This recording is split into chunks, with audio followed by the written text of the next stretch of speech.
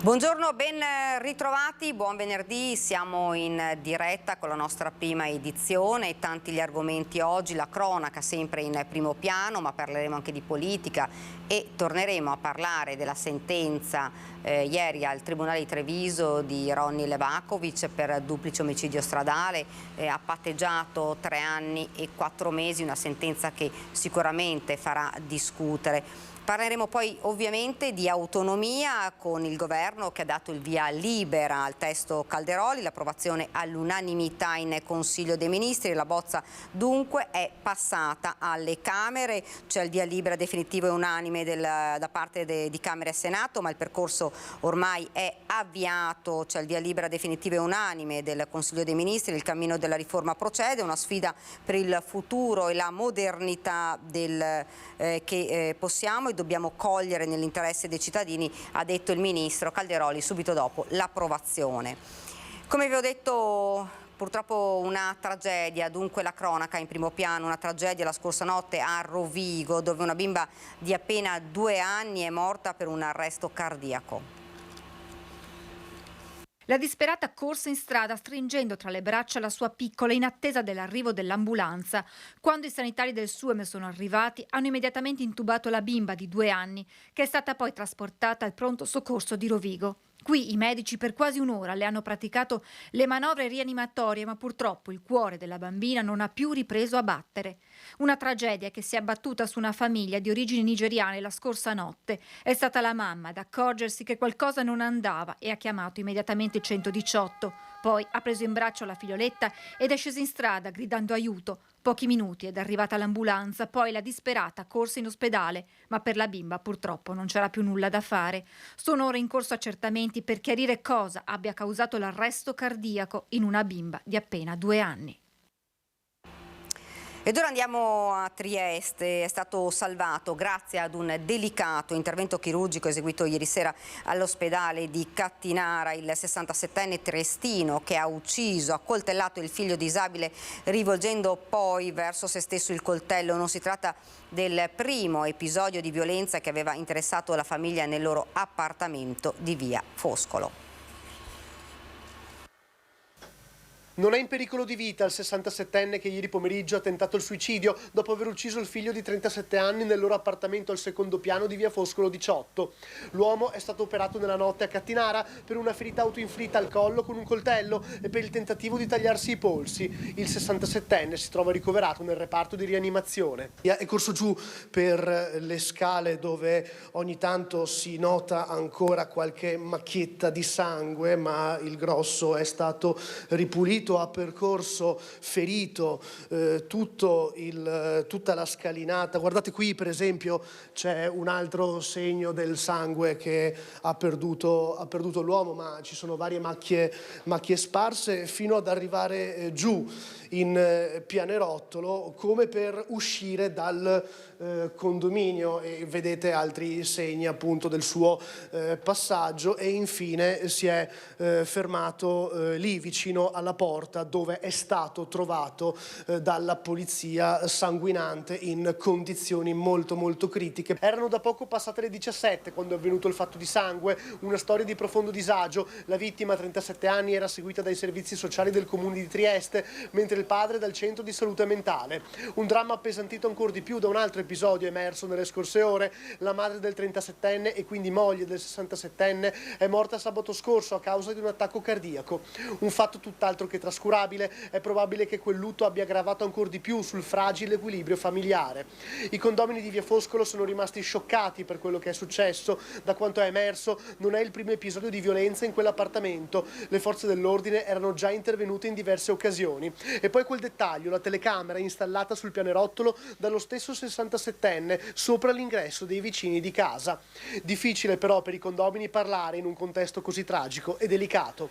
Ma ormai a Trieste da qualche mese a questa parte sono emerse storie di profondo disagio, a volte purtroppo finite nel peggiore dei modi, come l'episodio del 6 marzo scorso, quando un uomo di 84 anni aveva ucciso la moglie per poi togliersi la vita in un appartamento di via del Ghirlandaio. In via Foscolo ieri pomeriggio è intervenuta la Polizia di Stato insieme agli uomini della scientifica per i rilievi. Il 67enne è stato arrestato e la procura aprirà un fascicolo per omicidio. Il pubblico ministero arrivato sul posto è Massimo De Bortoli.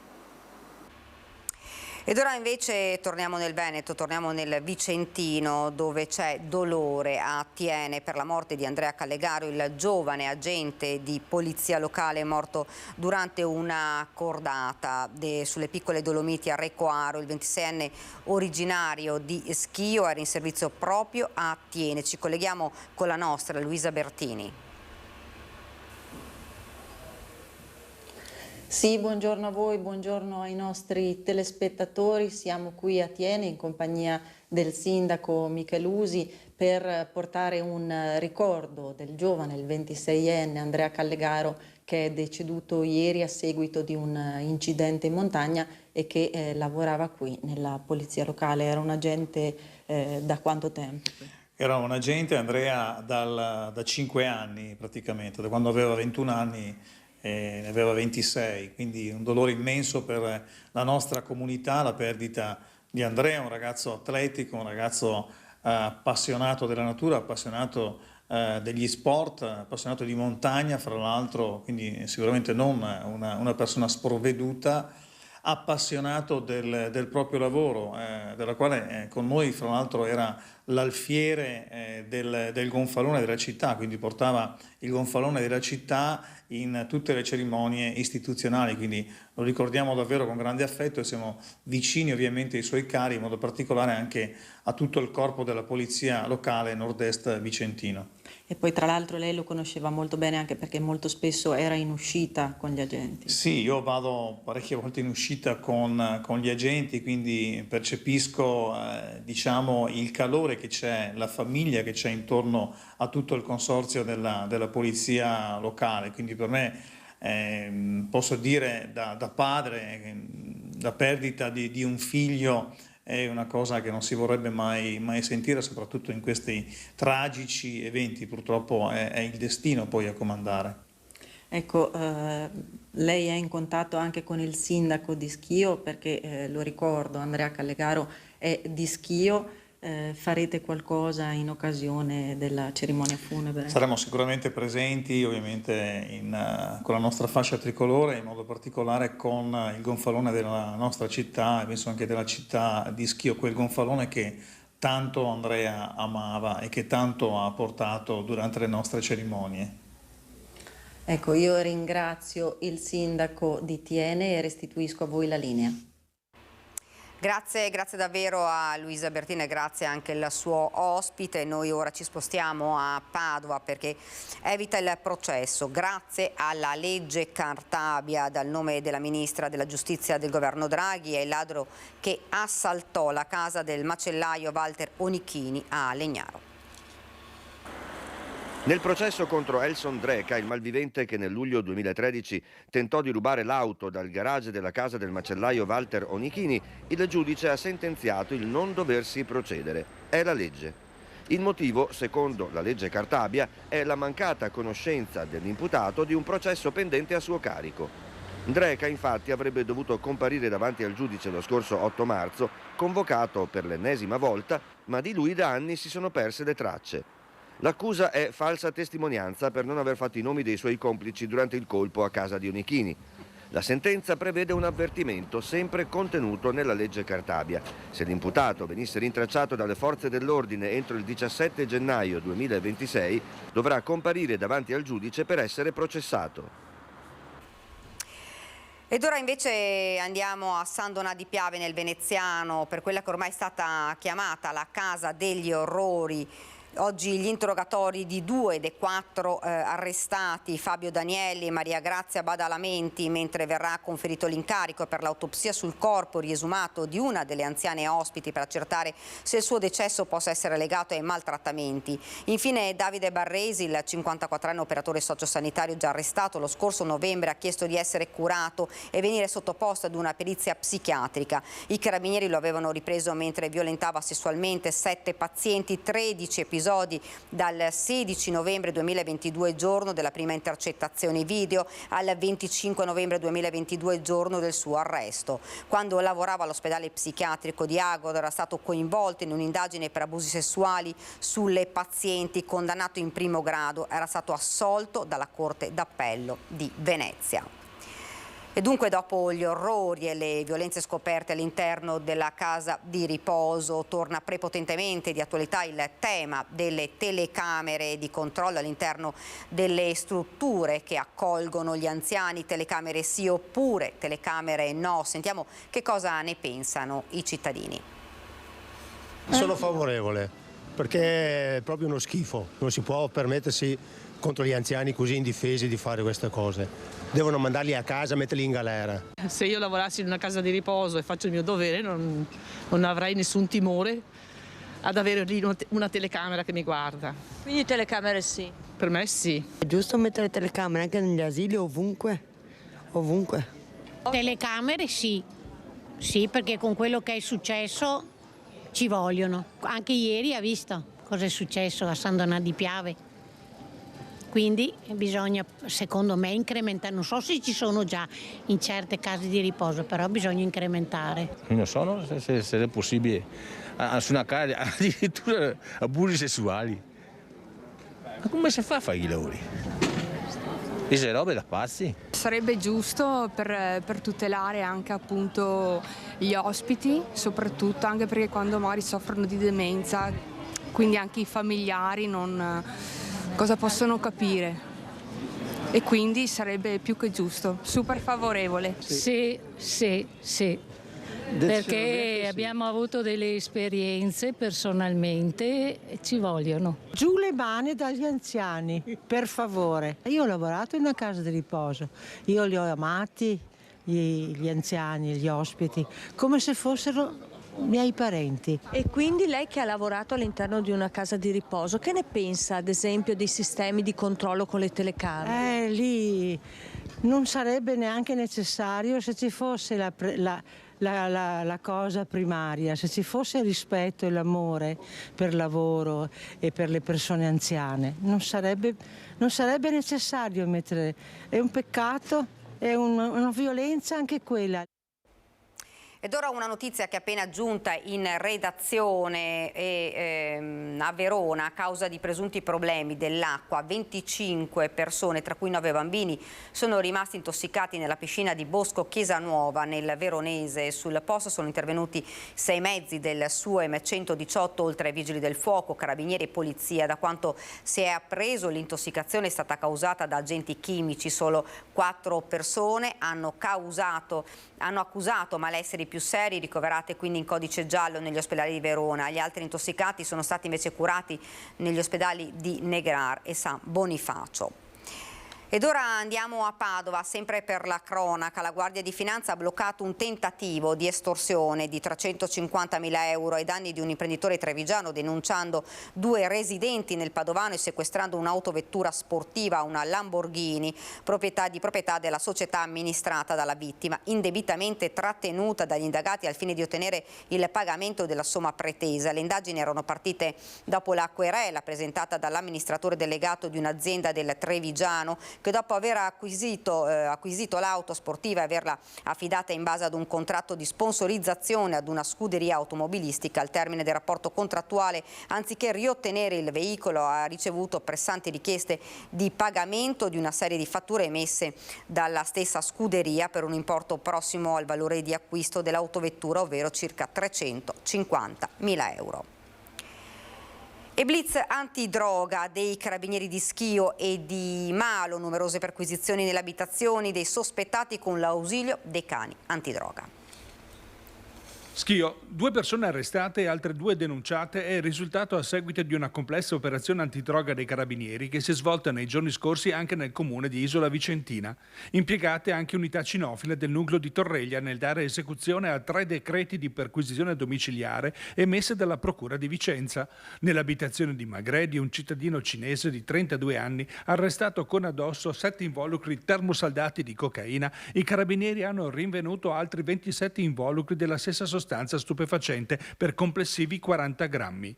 Rinvenuti inoltre 2.740 euro ritenuti provento di spaccio, materiale per il confezionamento della droga e vari documenti di identità e carte di credito rubate, per cui l'arrestato dovrà rispondere anche di ricettazione. Nelle abitazioni di altri 3 soggetti sono stati rinvenuti materiali per il confezionamento di droga. In particolare nell'abitazione di un 45enne di Isola Vicentina i cani hanno affiutato anche cocaina per 52 grammi e un etto di hashish. L'uomo è stato posto agli arresti domiciliari per detenzione e spaccio di stupefacenti. Ed ora invece parliamo di lavoro e di economia. 31 lavoratori a rischio. Siamo nel Padovano. Da questa mattina sono in sciopero i dipendenti della sede padovana della ditta Micron. Ci colleghiamo in diretta per sentire di questa ennesima vicenda purtroppo che riguarda dei lavoratori con Guido Barbato. Sì, buongiorno da Padova, siamo in piazzale Stanga, siamo di fronte alla Cittadella, luogo insomma con sede di molte categorie economiche, di molte aziende. Siamo qui perché una di queste aziende, che ha sede proprio qui nel sottopassaggio Saggin, dovrebbe essere destinata alla chiusura, perlomeno per quanto riguarda la comunicazione che è arrivata dalla sede centrale, una multinazionale americana, la Micron, che ha 4 sedi lavorative in Italia, di cui una appunto a Padova. 31 posti di lavoro a rischio se non si arriverà a un dialogo perlomeno su quanto comunicato dall'azienda. Sono con Danilo Palombo, che è un RSA, un rappresentante sindacale per la FIOM CGIL di questa azienda. Che cosa fa la Micron e perché si è arrivati secondo voi a questa situazione? Allora, la Micron è una produttrice mondiale di microchip di memoria. Noi facciamo tutto quello che fa battere il cuore di un telefonino cellulare, di un computer, di un tablet. Dovunque ci sia una capacità di memorizzazione c'è il nostro respiro, il respiro di Padova, il respiro di 31 dipendenti che si trovano qua in difficoltà. Abbiamo ricevuto dall'azienda la comunicazione il 27 febbraio del piano di chiusura della sede. Questo è un problema enorme per noi, soprattutto perché ci mette davanti a una domanda: perché? Perché tutto questo? Ecco, le spiegazioni sono arrivate. Non abbiamo ricevuto alcun tipo di spiegazione, se non un fantomatico guadagno economico, risparmio economico che forse arriverà a lungo termine negli anni. Quanto potrebbe ammontare? Non ce l'hanno detto, possiamo fare una stima noi.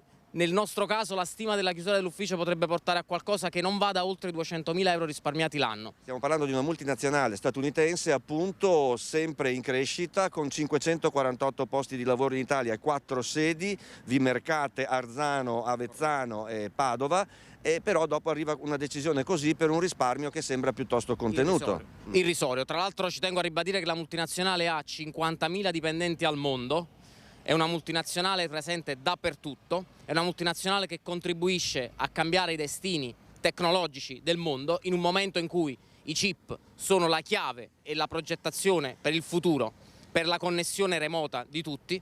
È un momento in cui un passo del genere non può e non deve essere fatto, soprattutto a fronte di una non precisata convenienza economica o un efficientamento di cui non vediamo alcuna prospettiva.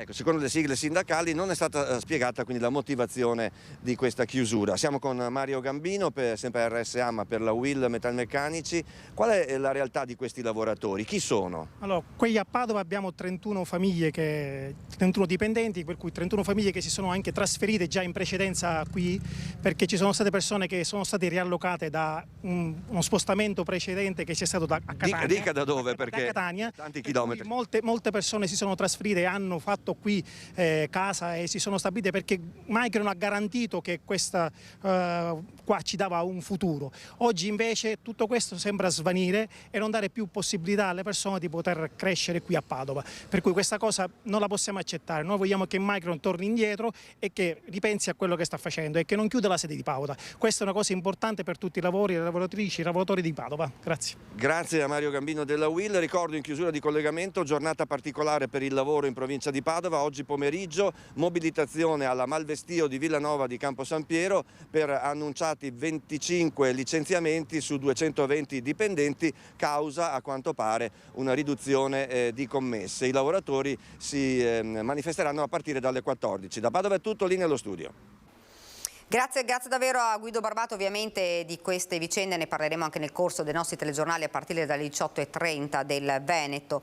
Ed ora andiamo nel veneziano perché continua, ne abbiamo parlato ieri, continua ad infuriare la polemica sul patrocinio negato a Roma Città Aperta. La nostra Ilaria Marchiori in diretta con una rappresentante di ANPI Venezia.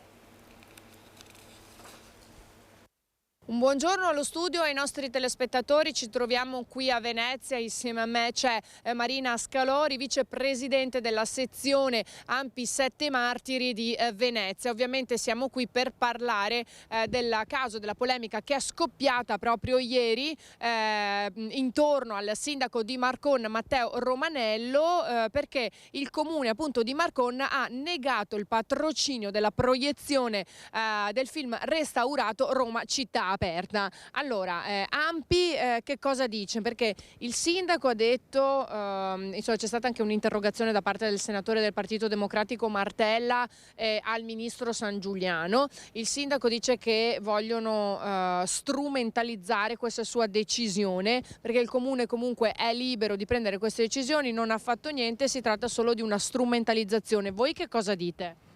Beh, noi pensiamo che non si possa, la tiene lei benissimo, che non si possa definire questa presa di posizione del sindaco una strumentalizzazione.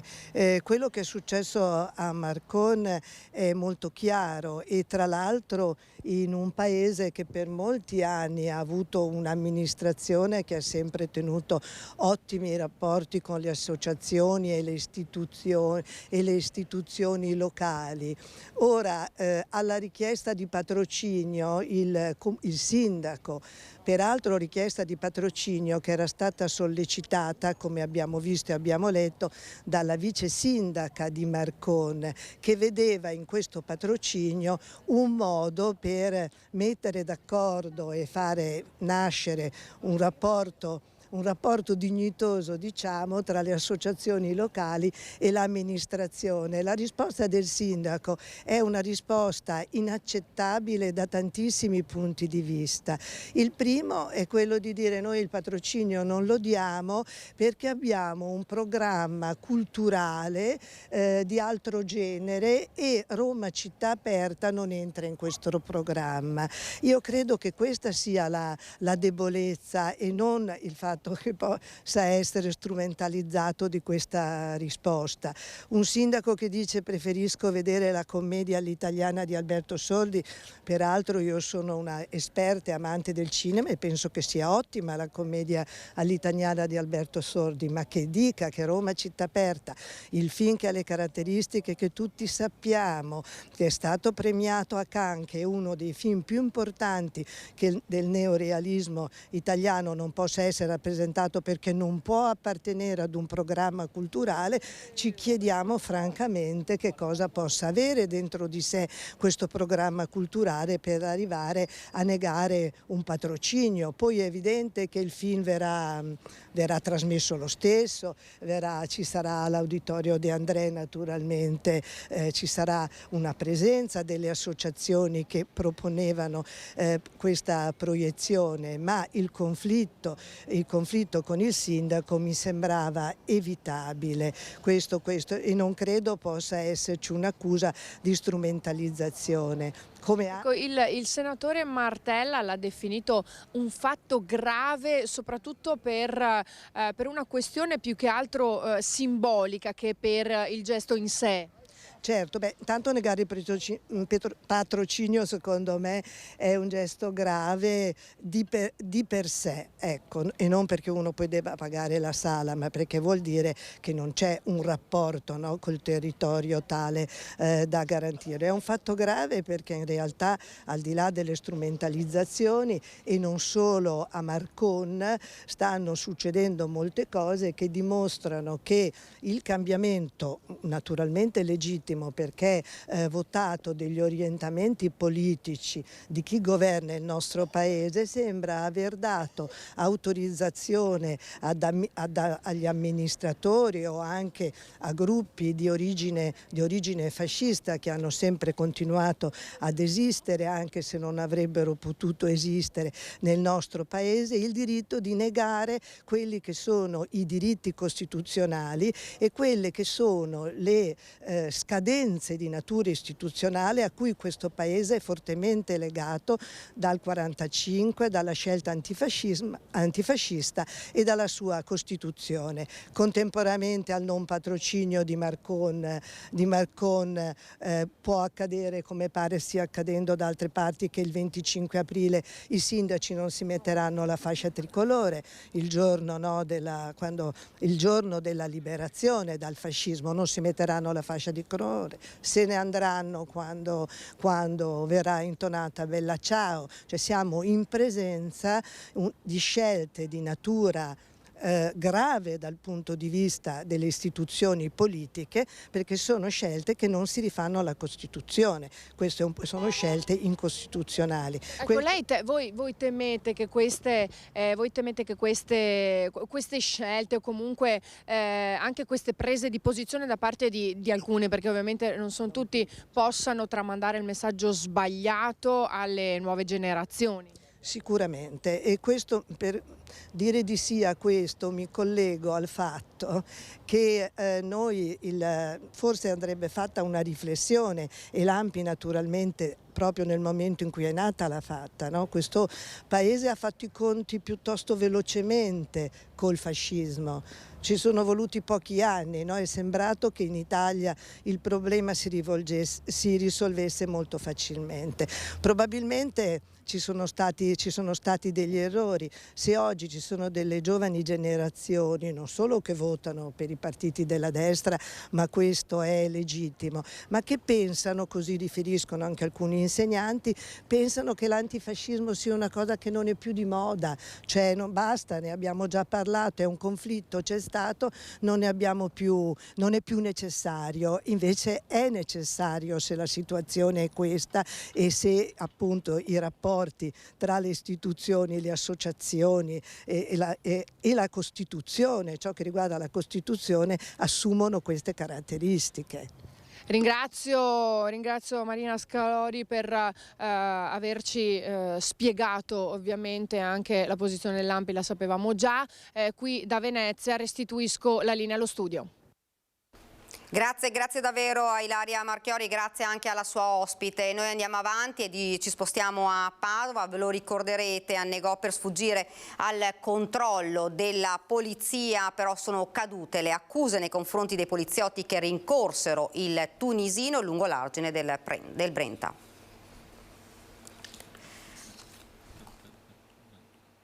Vediamo se va in onda il servizio.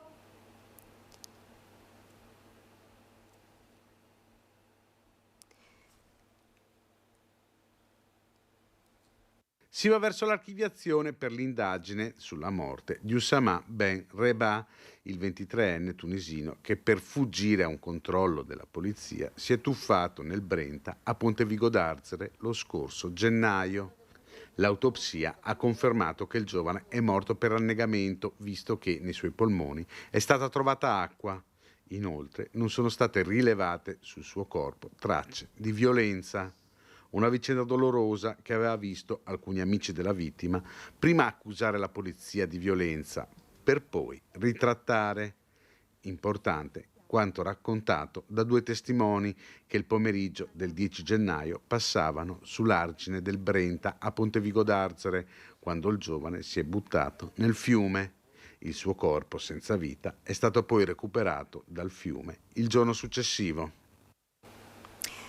Prima di fermarci per qualche istante di pubblicità, torneremo fra poco a parlare della questione della sentenza di Ronny Levakovic che ha patteggiato 3 anni e 4 mesi per il duplice omicidio stradale. Per noi, proprio dove è avvenuta la tragedia, ci sarà il nostro Christian Arboit con il sindaco di Preganziole. Dunque pubblicità e poi torniamo subito in studio. In studio, prima di dare la parola al nostro Christian Arboit, che lo vedo già sullo schermo, vorrei presentarvi l'ospite che ci ha raggiunto qui, che è il tenente colonnello Marco Turrini, comandante del reparto operativo dei Carabinieri di Treviso. Buongiorno e grazie per essere qui. Buongiorno a lei e telespettatori e telespettatrici di Antena 3. Dunque andiamo subito a Preganziol, dove l'ho visto già sullo schermo il nostro Christian Arboit con il sindaco. Torniamo a parlare di una delle sentenze che sicuramente continuerà a far discutere. Christian, buongiorno. Sì, buongiorno Daniela, anche da parte di Nicoletta Rizzetto che sta curando la parte tecnica. Buongiorno a te, i telespettatori, al colonnello Turrini. Qui con me il sindaco di Preganziol, Paolo Galeano. Buongiorno sindaco. Dietro di noi questi fiori che ricordano la tragedia praticamente di un anno fa. Qui morirono Miriam Cappelletto e Mara Visentin, le due donne che si trovavano in una Citroen C2 quando furono travolte dalla BMW condotta da Ronny Levakovic. Ma facciamo un passo indietro, torniamo al Palazzo di Giustizia di Treviso ieri per questa pronuncia, per questo patteggiamento che sta facendo davvero discutere. Questo è il servizio. 24 marzo 2022, la BMW condotta da Ronny Levakovic, tasso alcolico oltre il consentito, piomba ad oltre 120 km all'ora sulla Citroen C2 sulla quale viaggiano Mara Visentin di Preganziol e l'amica Miriam Cappelletto di Casale. Un proiettile sul terraglio, un impatto devastante che riduce l'auto delle due donne ad un rottame contorto. Le amiche muoiono sul colpo, mentre il 25enne sbalzato sull'asfalto viene ricoverato in gravi condizioni in ospedale, dal quale esce a fatica dopo mesi di ricovero. Quasi un anno dopo la tragedia del terraglio si conclude con un patteggiamento, 3 anni e 4 mesi a Levakovic per il duplice omicidio stradale. Il patteggiamento è stato il frutto di un lavoro di analisi approfondita degli avvenimenti, delle circostanze che lo hanno caratterizzato, dei fattori che hanno influito sulla determinazione in due direzioni, sia del grado della colpa, tenuto conto di tutti i momenti che hanno caratterizzato appunto questo episodio, la velocità, le condizioni ambientali, il tipo di guida, certamente anche il tasso alcolico che esisteva ma che era poco superiore al tasso amministrativamente sanzionato, e anche alle condizioni generali in cui si sono trovate le povere donne nel momento dell'impatto e successivamente che cosa è avvenuto nel momento del contatto.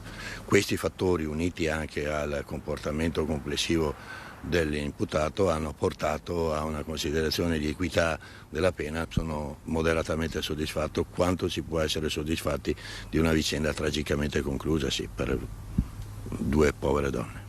Quando l'ipotesi del patteggiamento era ormai concreta, dalle famiglie delle vittime si levarono stupore e amarezza. Oggi nessun commento da parte dei congiunti di Mara Visentin, già provati dal dolore per la perdita e per le vicissitudini giudiziarie della vicenda. A parlare è il legale, l'avvocato Andrea Piccoli. Era innanzitutto importante che fosse affermata la piena responsabilità penale dell'imputato, cosa che è avvenuta, e aggiunge laconicamente: considerata la legge italiana, non si tratta di una condanna trascurabile. Ronny Levakovic ha atteso a casa la sentenza. Dopo mesi di coma in seguito allo schianto non è più in pericolo di vita, ma le sue conseguenze fisiche e psicologiche sono permanenti. È consapevole che dovrà affrontare un periodo di espiazione, nel senso di misure probabilmente alternative anche in relazione alle sue condizioni di salute. Adesso questa decisione diventerà definitiva e introdurremo una richiesta di misura alternativa alla detenzione relativa, io credo, a un affidamento in prova ai servizi sociali.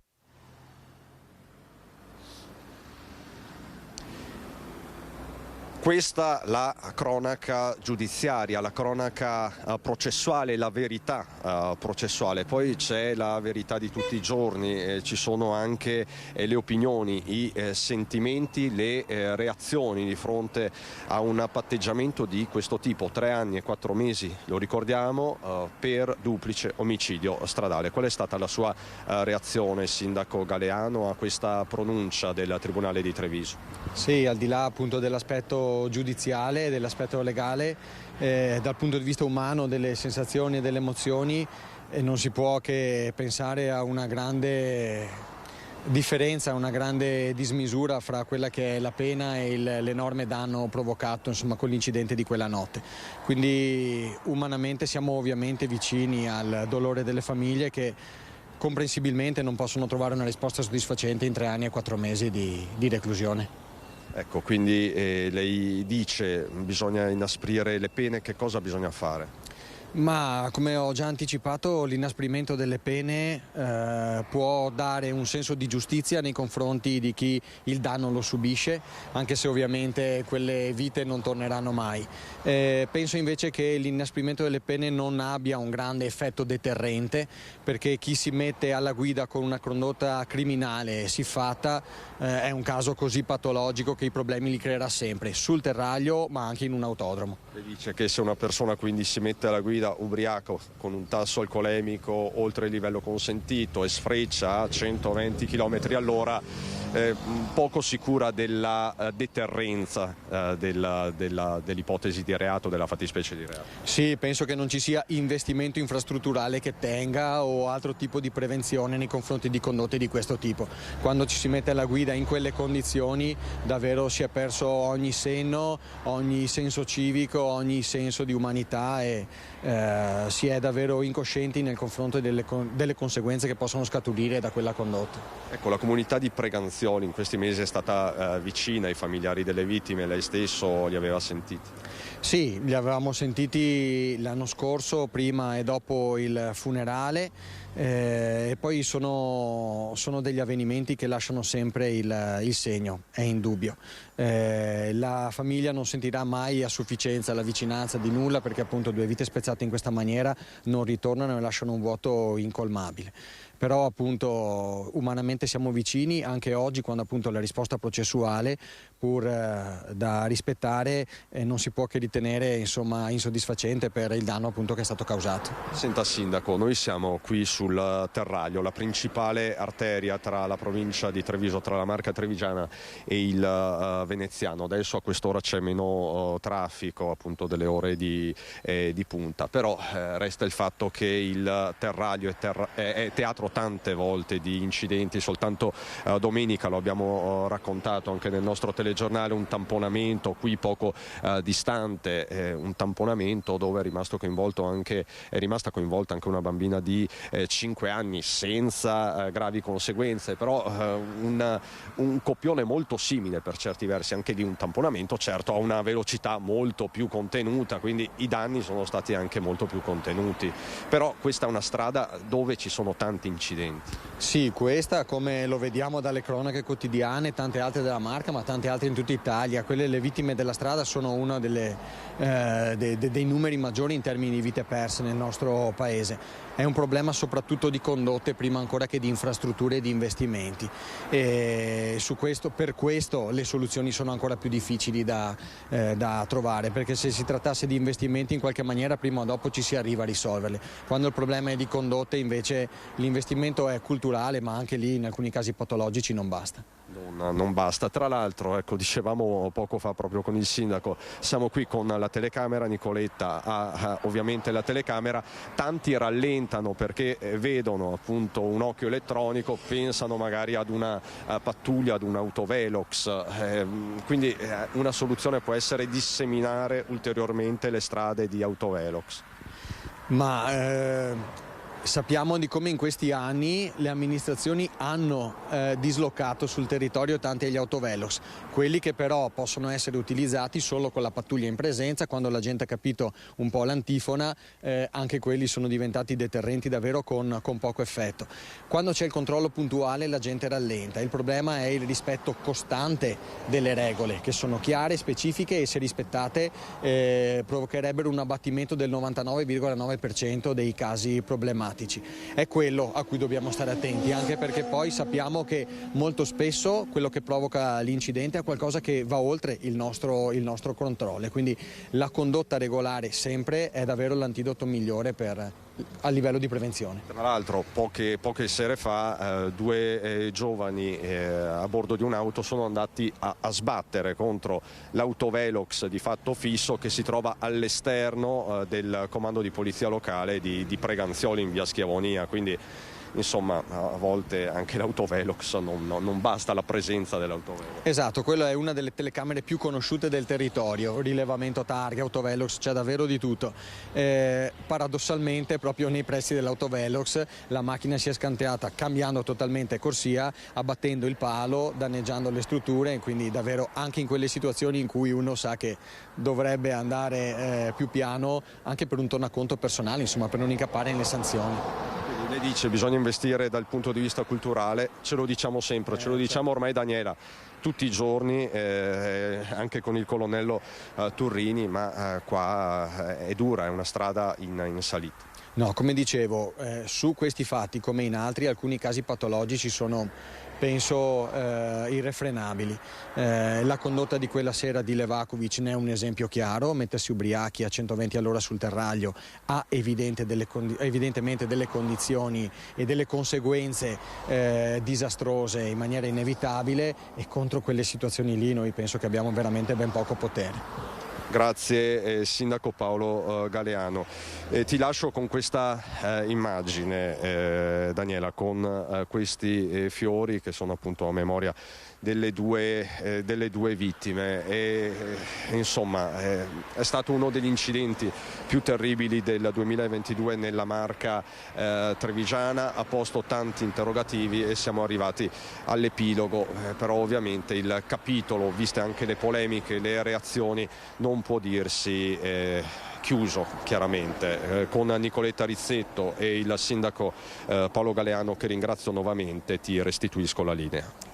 Grazie davvero Christian. Purtroppo siamo abituati, e non dovremmo esserlo, a vedere i fiori lungo le strade della nostra provincia, tanti, troppi fiori vediamo, e possiamo non ricordare anche la gravissima tragedia avvenuta a Gorgo Monticano, dove hanno perso la vita due ragazze giovanissime, e questo purtroppo nel 2023, quindi abbiamo ricominciato con già altri mortali, siamo già ad un numero davvero grosso, ed è difficile, colonnello, vedere questi fiori, difficile per noi ma difficile anche per voi che intervenite poi sulle strade.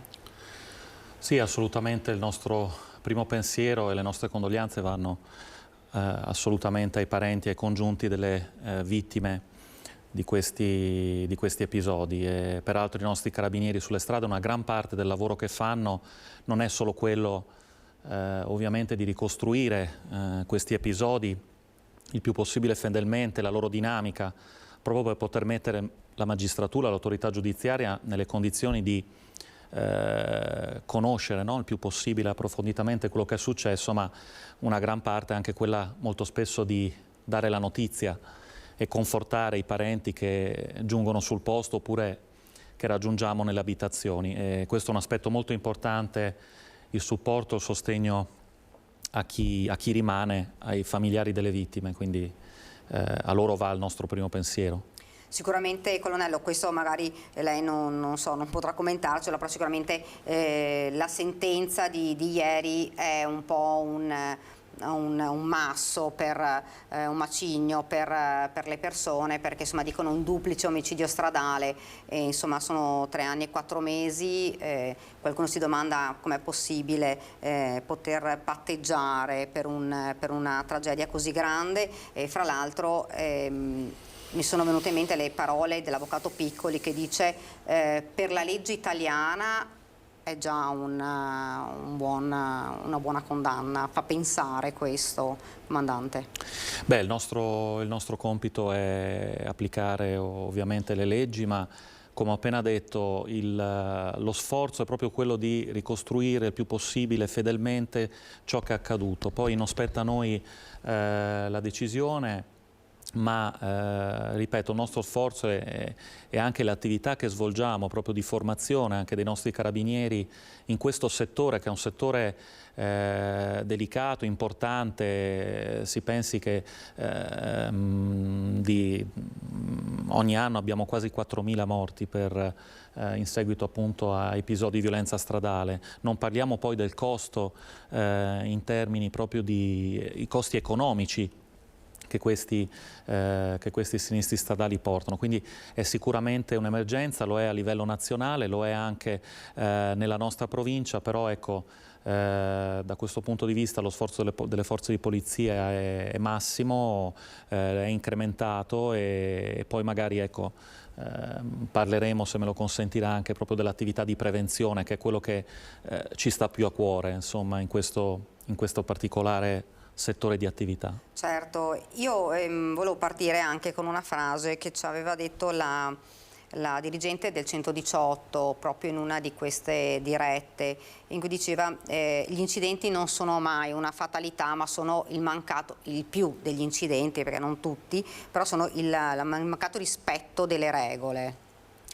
Sì, ma infatti prendo spunto proprio da un recente incontro che è stato promosso presso la Prefettura di Treviso grazie all'impegno proprio di un'associazione di vittime della strada, e quanto è importante l'associazionismo anche in quest'opera di prevenzione, no? di sollecitazione.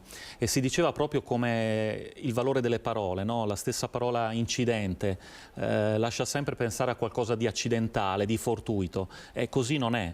Gli inglesi infatti non parlano più di incidente, parlano di crash, di collision, di scontro. Ecco, quindi forse bisogna partire in quel cambiamento culturale, in quel passaggio culturale di cui parlava il primo cittadino di Preganziole, con il quale mi sento assolutamente d'accordo, di iniziare proprio a pensare anche diversamente a queste che sono vere e proprie tragedie, episodi di violenza vera e propria, quindi di non parlare di incidenti ma di scontri, e di pensare che, come ci dicono i dati, del resto più del 90% di questi sinistri sono causati dal fattore umano, ecco, e quindi di pensare di ripensare alle condotte, a quanto possiamo fare proprio in termini di prevenzione per evitare che queste tragedie accadano. Ecco, il sindaco di Preganziol diceva: possiamo investire, possiamo trovare noi delle soluzioni, possiamo realizzare delle infrastrutture, però se non cambia la cultura diventa davvero difficile trovare una soluzione ad un fenomeno come questo, perché si tenta di parlare, l'abbiamo visto più volte anche con i giovani, voi stessi insomma andate nelle scuole, parlate, però poi non si riesce a cambiare questa cultura. Si pensa sempre di essere invincibili, forse a volte i giovani pensano questo e invece poi accadono quello che è accaduto e l'abbiamo visto a Gorgo Monticano. Ma devo dire, innanzitutto l'attività di controllo che viene fatta sul territorio viene fatta, è stata incrementata anche recentemente proprio con il coordinamento della Prefettura di Treviso, la nostra attività, quella delle altre forze di polizia, con dei controlli mirati, in orari particolari. E quindi l'attività di controllo viene fatta, però è chiaro che non basta un'attività di controllo e di repressione, dobbiamo puntare sulla prevenzione. Per quanto riguarda il discorso dei contesti giovanili, le devo dire, noi spesso parliamo alle scuole e voglio dire, troviamo dei ragazzi assolutamente così interessati e consci di quelle che sono di quella che è anche questo tipo di problematica. È chiaro che bisogna agire su più fronti, però qui in provincia di Treviso, devo dire, lo si fa con diverse iniziative. C'è un'iniziativa della Prefettura e della provincia di Treviso, c'è un tavolo ormai aperto e lì siedono tutti i principali attori, dalle forze di polizia all'ULS, alle scuole guida, e quindi quello è un tavolo di confronto importante per analizzare i dati ma anche per trovare delle forme appunto di prevenzione.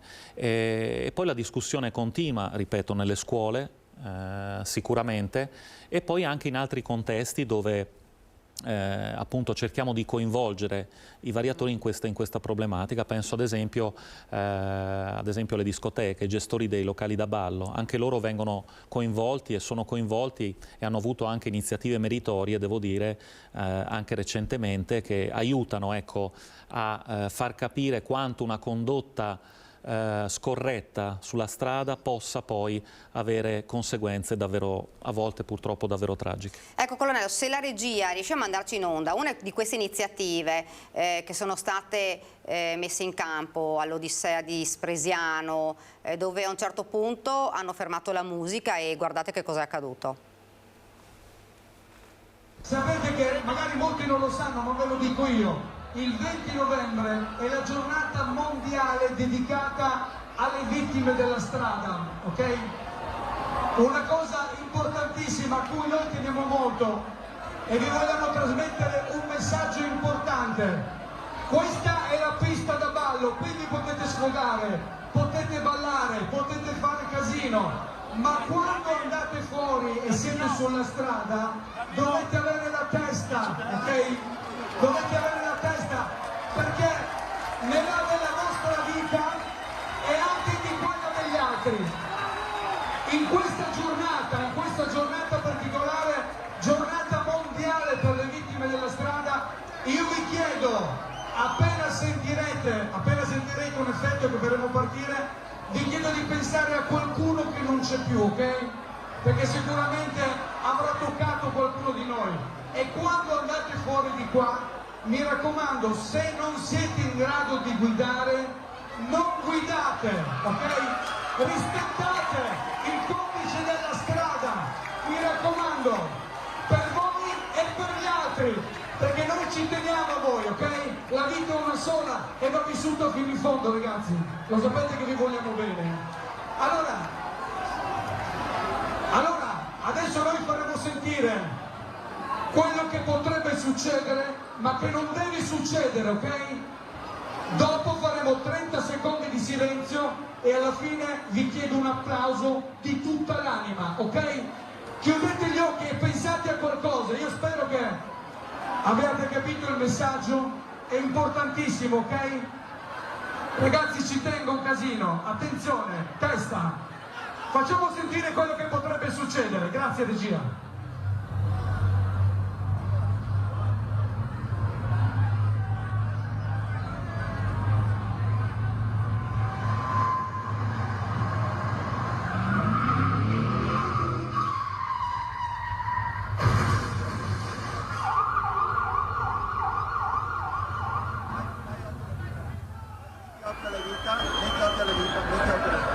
Questo è dedicato a tutti quelli che non ci sono più. Un applauso, grazie ragazzi. Mi raccomando, occhio alla strada e attenti, buon divertimento a tutti, l'anima! Colonnello, una comunicazione diretta proprio ai giovani che purtroppo abbiamo visto sono maggiormente coinvolti negli incidenti stradali proprio durante il weekend. Fra l'altro si avvicina la bella stagione, quindi la voglia anche di uscire, la voglia di andare al mare, e purtroppo abbiamo visto, le abbiamo viste più volte, quasi tutti gli anni, e poi accadono questi incidenti. Sì, ma lo dicono le cifre, la strada purtroppo e gli incidenti stradali sono la causa di morte, la prima causa di morte per uomini e donne sotto i 40 anni, quindi è davvero una priorità. E anche cercare di accostarsi ai giovani, al mondo giovanile, con un messaggio nuovo, come può essere un annuncio dato in una discoteca, piuttosto che un post sui social. Sono tutti strumenti validi che possono davvero così sensibilizzare, ecco, tutti su questa problematica. Colonnello, abbiamo detto bisogna rispettare le regole. Le regole sono quelle di non utilizzare il telefonino, ed è una delle cose che invece maggiormente riscontrate quando fermate, ma non solo. Quali sono i comportamenti che vedete più scorretti, diciamo, tra gli automobilisti?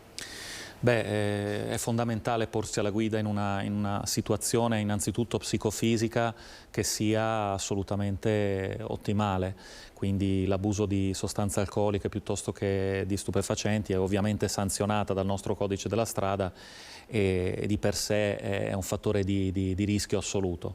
L'elevata velocità, e quindi questo è quello che riscontriamo, il mancato rispetto dei limiti di velocità, e anche sì, l'uso del telefonino, l'uso del cellulare, dell'iPhone è sicuramente un'altra infrazione che purtroppo dobbiamo constatare. Ecco. Ecco, un'altra delle frasi che ci disse proprio la Ferramosca, la dirigente del SUME, disse: le strade sì, sono pericolose perché sono dritte, perché sono lunghe, perché sono... però dice anche gli alberi, i platani non sono pericolosi se non si va veloce, non sono pericolosi se si guida senza aver bevuto. Sì, ma è proprio questo il passaggio, che sembra solo un passaggio, diciamo, verbale, ma non lo è. Nel senso che parlare, e qui credo ci dobbiate dare una mano anche voi, operatori dell'informazione, proprio nel veicolare determinati concetti, no? Quando spesso magari si parla di strada killer, no? Oppure di strada assassina. Ecco, non è così. Purtroppo alla base ci sono dei comportamenti sbagliati, l'elevata velocità. Non è colpa di un cordolo la sbandata di un'autovettura, non è l'autovettura che sbanda. Molto spesso, no? Anche per semplicità di titoli, ma vengono usate queste allocuzioni, però ecco, bisognerebbe forse invece ricordarci anche quando magari vengono comunicate purtroppo queste notizie, di focalizzarci proprio sul comportamento di chi adotta in maniera irresponsabile queste condotte.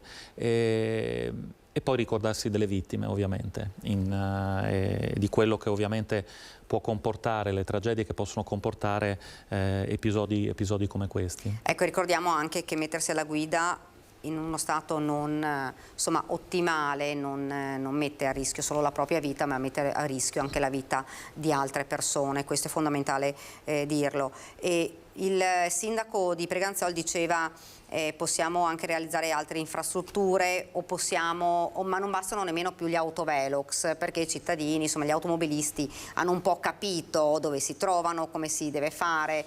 Secondo lei questo invece potrebbe continuare ad essere un deterrente per gli automobilisti? Ma, ripeto, l'attività di controllo, le sanzioni sicuramente sono importanti, continueremo a farle e rappresentano, diciamo, un aspetto, però è chiaro che l'attività di prevenzione è quella che consentirà di cambiare segno a quella che sono purtroppo queste statistiche tragiche, e quindi qui è importante l'impegno di tutti, però e qui lo ribadisco, qui in provincia di Treviso l'impegno dei vari enti e degli attori coinvolti c'è. La prefettura, le forze di polizia, le strutture sanitarie, l'ACI che organizza annualmente anche delle giornate per la sicurezza ed è un altro consesso, insomma, importante, quindi è su questo che sicuramente ci si deve muovere. Voi continuate con i controlli, l'ha detto, e periodicamente anche con i controlli proprio straordinari del territorio. Sì, assolutamente, soprattutto nel fine settimana, poi ora, come diceva anche lei, si va verso ovviamente la bella stagione, quindi ci sarà sicuramente ancora un maggior movimento. Questi controlli quindi continueranno, vengono coordinati dalla Prefettura di Treviso, vedono impegnate le polizie locali dei comuni, la polizia stradale, noi, la Guardia di Finanza, quindi in una serie di controlli interforze, quindi non senza ovviamente sovrapposizioni, ma cercando, ecco, il più possibile di formare un reticolo a protezione quasi della nostra provincia per qualche ora.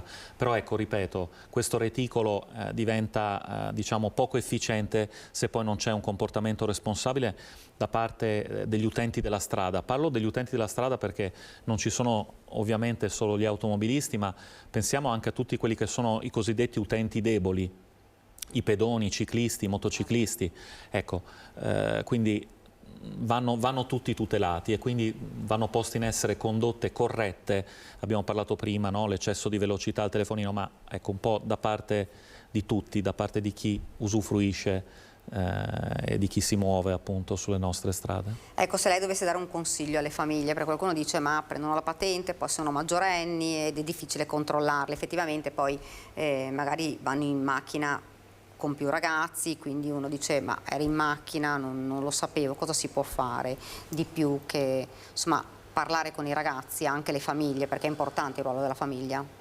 Beh, assolutamente, la famiglia assieme alle agenzie educative ha un ruolo fondamentale in questo e noi ci sentiamo di accompagnare scuola e famiglie perché, ripeto, cerchiamo di intervenire nelle scuole, di accostarci così al mondo giovanile, di far capire quanto sia importante proprio fin dai primi così momenti di conseguimento di una patente di guida, che poi è anche un momento di passaggio, no? nella vita, nell'adolescenza, nella giovinezza di un uomo, di una donna, di far capire che appunto questo passaggio deve avvenire secondo determinate regole.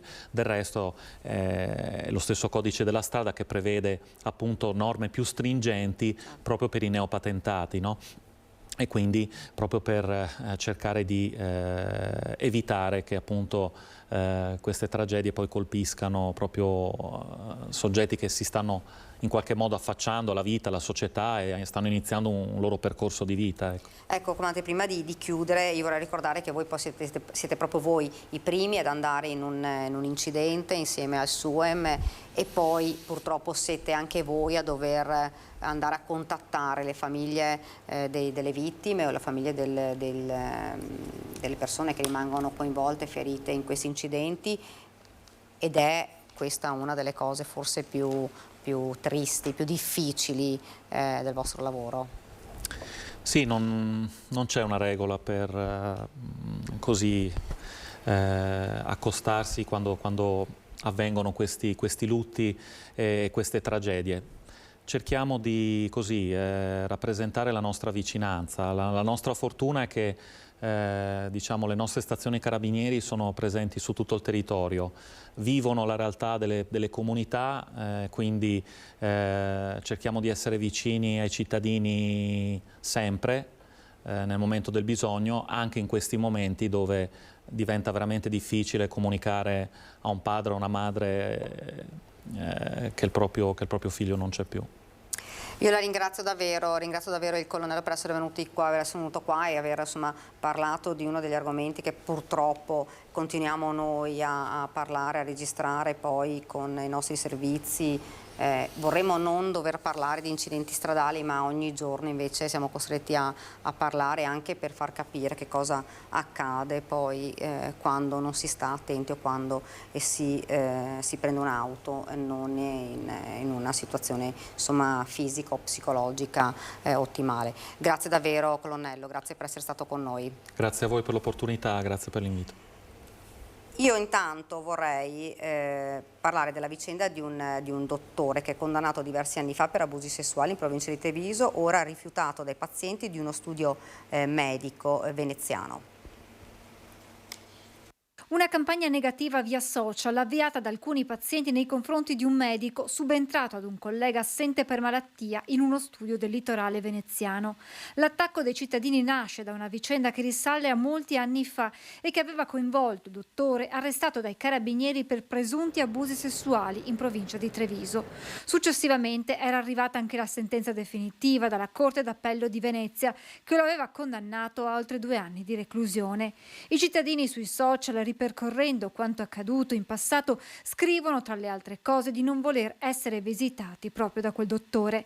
Il direttore generale dell'USL 4 Veneto Orientale, Mauro Filippi, ha dichiarato che il medico non è stato incaricato dall'azienda sanitaria ma in autonomia secondo la procedura dei medici di medicina generale, nel cui albo professionista risulta ancora iscritto regolarmente.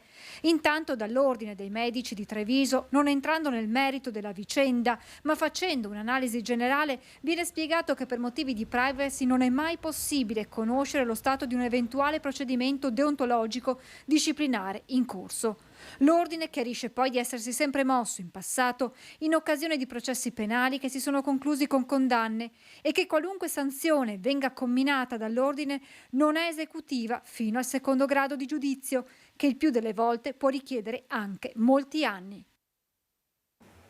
Ed ora invece affrontiamo uno dei temi che, di cui stiamo parlando da tempo, lo vediamo anche in questi giorni, la siccità, la mancanza di acqua, le coltivazioni sono davvero a rischio, una situazione difficilissima. E andiamo a Bassano, lo vedo sullo schermo, il nostro Alex Giuliano. Un buongiorno dalla terrazza di Palazzo Sturm a Bassano. Abbiamo lo sfondo del Ponte Vecchio, ma qui accanto a me ci sono due illustri rappresentanti di quella che è una vera e propria eccellenza, non solo del territorio, parliamo di un'eccellenza nazionale, internazionale, visto che l'asparago bianco di Bassano viene esportato persino in Medio Oriente. Siamo in compagnia di Antonio Lorenzon, chef e vincitore anche di un'edizione di Masterchef, e poi di Roberto Astuni, ristoratore del Bassanese. Allora io direi, visto che il protagonista indiscusso della giornata è l'asparago bianco di Bassano, di iniziare proprio da Antonio Lorenzon, perché Antonio, la tua carriera in un certo qual modo è iniziata un po' con l'asparago bianco, quindi è un prodotto, un'eccellenza a cui sei particolarmente legato. Sì, esattamente, è iniziato tutto dall'asparago bianco. Come appunto dico sempre, le mie prime ricette, il mio grembiule bianco l'ho conquistato con l'asparago bianco di Bassano. Un'eccellenza che quest'anno rischia, secondo te, di risentire della siccità? C'è chi dice che alla fine la qualità del prodotto comunque non verrà intaccata, non verrà compromessa. No, speriamo, adesso il periodo è ancora un po' lunghetto per il sole, hanno messo pioggia tra 15 giorni, 10 giorni, speriamo che poi venga quello che serve per fare crescere questa eccellenza nella maniera migliore.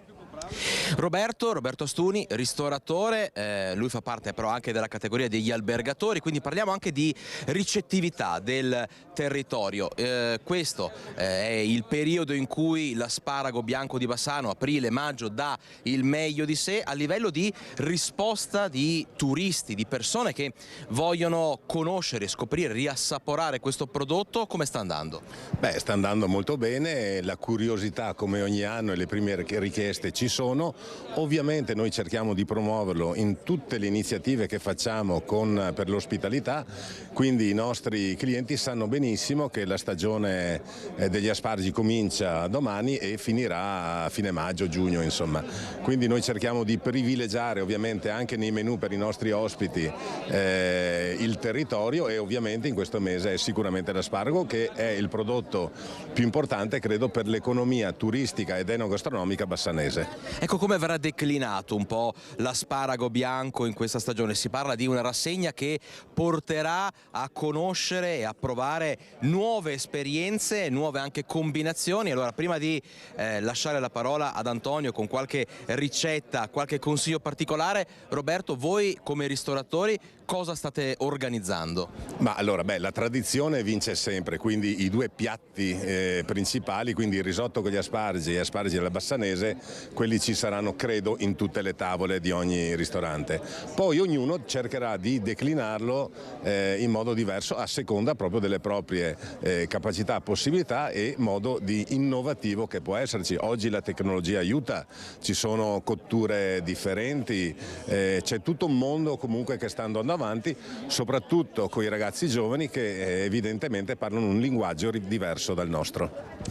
Un mondo di novità, un mondo di innovazione. Antonio, non puoi non darci qualche dritta, al di là delle ricette tradizionali, questa meravigliosa eccellenza che tieni in mano, come possiamo cucinarla, prepararla quest'anno?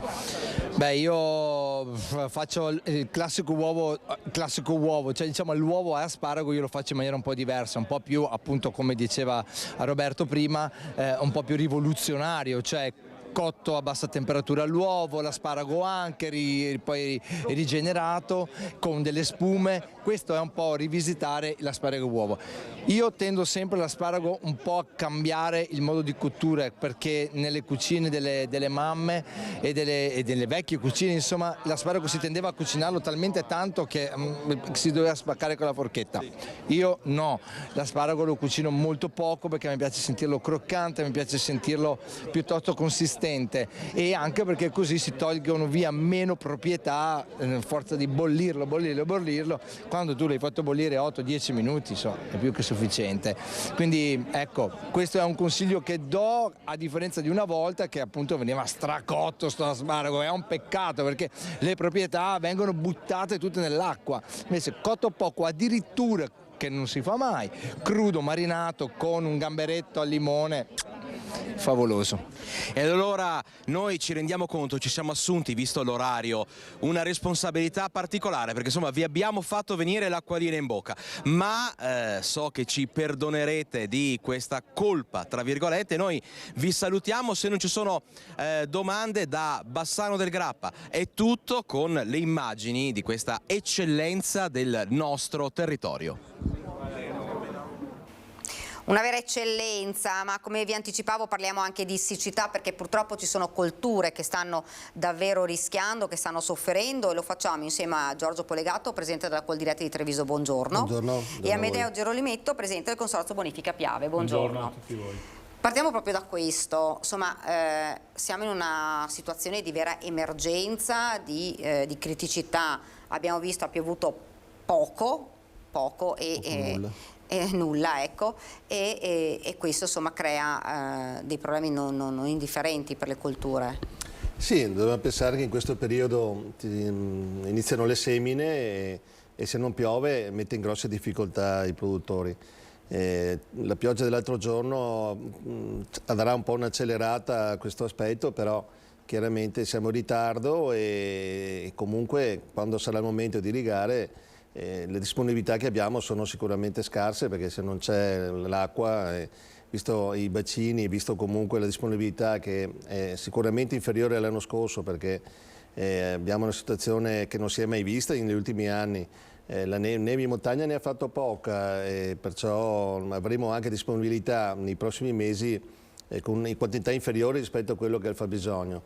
Abbiamo il presidente del Consorzio di Bonifica che sicuramente meglio di me conosce la situazione, ma proprio ieri abbiamo avuto un incontro con tutti i presidenti di bonifica del Veneto e i dati che sono emersi sono veramente critici, con percentuali veramente non a doppia cifra, quasi che rasenta il 70-80% di disponibilità in meno rispetto a quello che dovrebbe essere una quantità che ci permette di vedere il futuro in maniera positiva, perché ripeto, soprattutto nel seminativo le quantità di acqua deve essere importante, deve essere disponibile, cosa che al momento ci preoccupa veramente. Parliamo quasi del 70% in meno di acqua, una situazione possiamo definirlo proprio di vera emergenza, se non anche qualcosa in più. La situazione è sicuramente preoccupante, anche perché non dimentichiamo che è il secondo anno adesso. Entriamo in una stagione con un anno alle spalle che è stato veramente preoccupante per moltissimi territori, in condizioni addirittura peggiori del nostro territorio. L'anno scorso siamo riusciti a finire la stagione irrigua, pur con qualche problema, però siamo riusciti a garantire l'acqua a tutti i nostri consorziati. Questo evidentemente ha provocato anche un aumento di costi, che proprio in questi giorni tra l'altro stanno arrivando anche le bollette di integrazione del costo dell'energia, perché oltre ad avere avuto un aumento, un maggior consumo di oltre il 30%, abbiamo avuto una triplicazione del costo dell'energia elettrica. Evidentemente adesso la situazione è veramente delicata.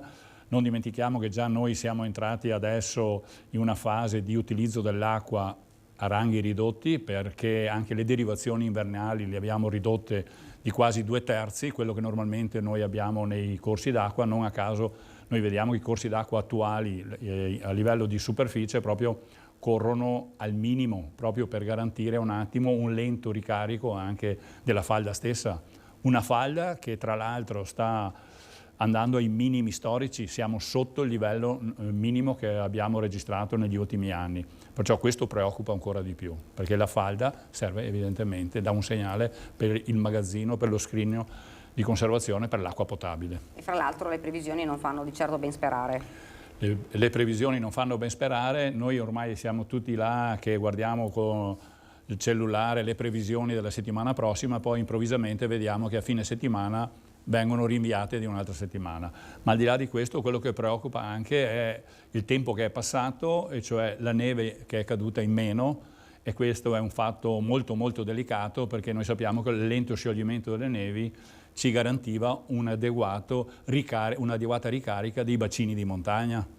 E questa è una cosa importante, perché la nostra irrigazione dipende assolutamente dal livello dell'acqua, della quantità d'acqua che c'è nei bacini di montagna. Se dovesse continuare così, nel senso che dovesse piovere per poche ore e quindi non essere insomma una pioggia risolutiva, diciamo, cosa può accadere? È bene che piova, perché è chiaro che se non piove gli affari diventano veramente preoccupanti e molto seri, perché non dimentichiamo mai che i nostri bacini ci garantiscono, una volta adesso che sono nella fase di ricarica, non dimentichiamo che una volta caricati loro ci danno una garanzia per circa un mesetto scarso. Se non piove, che torna a riempire questi bacini, evidentemente non saremo più in grado di dare il servizio di irrigazione. E vuol dire mettere in grossa difficoltà tutte le culture e tutte le produzioni. Ecco, infatti la domanda la stavo per girare al Presidente. Dovesse accadere questo, insomma, sarebbe davvero catastrofico per gli agricoltori. Senza acqua non è pensabile produrre, ma non solo il terreno, che possono essere punti seminativi, l'ortofrutta, i vigneti, ma anche quelli che sono gli allevamenti, che siano vacche da latte o da carne. Comunque c'è bisogno di una quantità che possa permettere il sostentamento. È una situazione che, ripeto, era anni che non capitava, e forse in questa diciamo, quantità di problemi non si era neanche mai vista. Perciò sì, le soluzioni non sono tante, se non quella appunto di sperare che la primavera ci porti quelle piogge che tanto stiamo aspettando, che non siano piogge, classiche bombe d'acqua, che sì, sicuramente potrebbero in qualche maniera infocillare, diciamo, i bacini, però quelle piogge anche che abbiano durata di qualche giorno, che permettano di recuperare quello che abbiamo perso, perché da dicembre a oggi le giornate di pioggia si contano siano su una mano, perciò siamo veramente in una situazione molto critica e di difficile soluzione, perché al di là di quello che è il consumo agricolo, che è importante, c'è anche il consumo umano che è a rischio in questo momento. Ecco, parlavamo della semina, però quali sono le coltivazioni in questo momento che ne risentirebbero maggiormente, che potrebbero rischiare veramente? Beh, diciamo, essendo ancora in un periodo invernale, sono i seminativi quelli che proprio oggi... seminativi? Sì. E soprattutto anche le culture vernine che in questa fase sono in fase di levata, parliamo dell'orzo e del frumento, che hanno assolutamente bisogno di acqua, perché altrimenti se in questa stagione adesso, nei prossimi 10-15 giorni non piove, la levata prevista per l'orzo e il frumento rischia di rallentare e poi condiziona evidentemente anche la produttività. Dopo, da un punto di vista generale, io direi questo anche, da un punto di vista tecnico, allo stato attuale diciamo che la fase di ricarica dei laghi, parlo evidentemente del Consorzio Piave, perché altri consorzi della nostra provincia sono messi, vorrei dire, quasi peggio. Però per quel che riguarda la situazione del Consorzio Piave, che fa riferimento ai 3 laghi di montagna, cioè il lago del Mis, il lago di Pieve di Cadore e il lago di Santa Croce, ecco, adesso sono in fase di ricarica. Da un punto di vista di quantità d'acqua invasata, tenendo conto delle spruzzate di neve che ci sono state e l'innalzamento delle temperature, ha provocato un scioglimento. Questo, per fortuna, in qualche modo in parte è stata trattenuta e ha consentito di procedere con l'invaso, con il riempimento degli invasi, che tecnicamente sono un po' sotto del livello dell'anno scorso, ma tutto sommato stanno procedendo e si stanno preparando per la stagione irrigua. Quello che preoccupa e che ci condizionerà inevitabilmente sono le piogge estive in quelle zone. Importante è che durante l'estate si ripeti quello che è successo l'anno scorso, cioè che durante l'estate, anche se qua non pioveva, in quelle zone a più riprese ci sono stati dei temporali, ci sono state delle piogge che hanno consentito la ricarica di quei laghi e quel fatto ci ha consentito poi di finire la stagione irrigua. Ecco, qualcuno dice ma arriviamo sempre all'emergenza e poi si cercano delle soluzioni. Secondo voi andava affrontata prima, nel senso che non è il primo anno che parliamo di siccità, ne abbiamo parlato anche l'anno scorso, poi quest'anno in maniera più importante. Che cosa si può fare? Insomma, abbiamo sentito tantissimi progetti, tantissime iniziative, però ancora insomma non...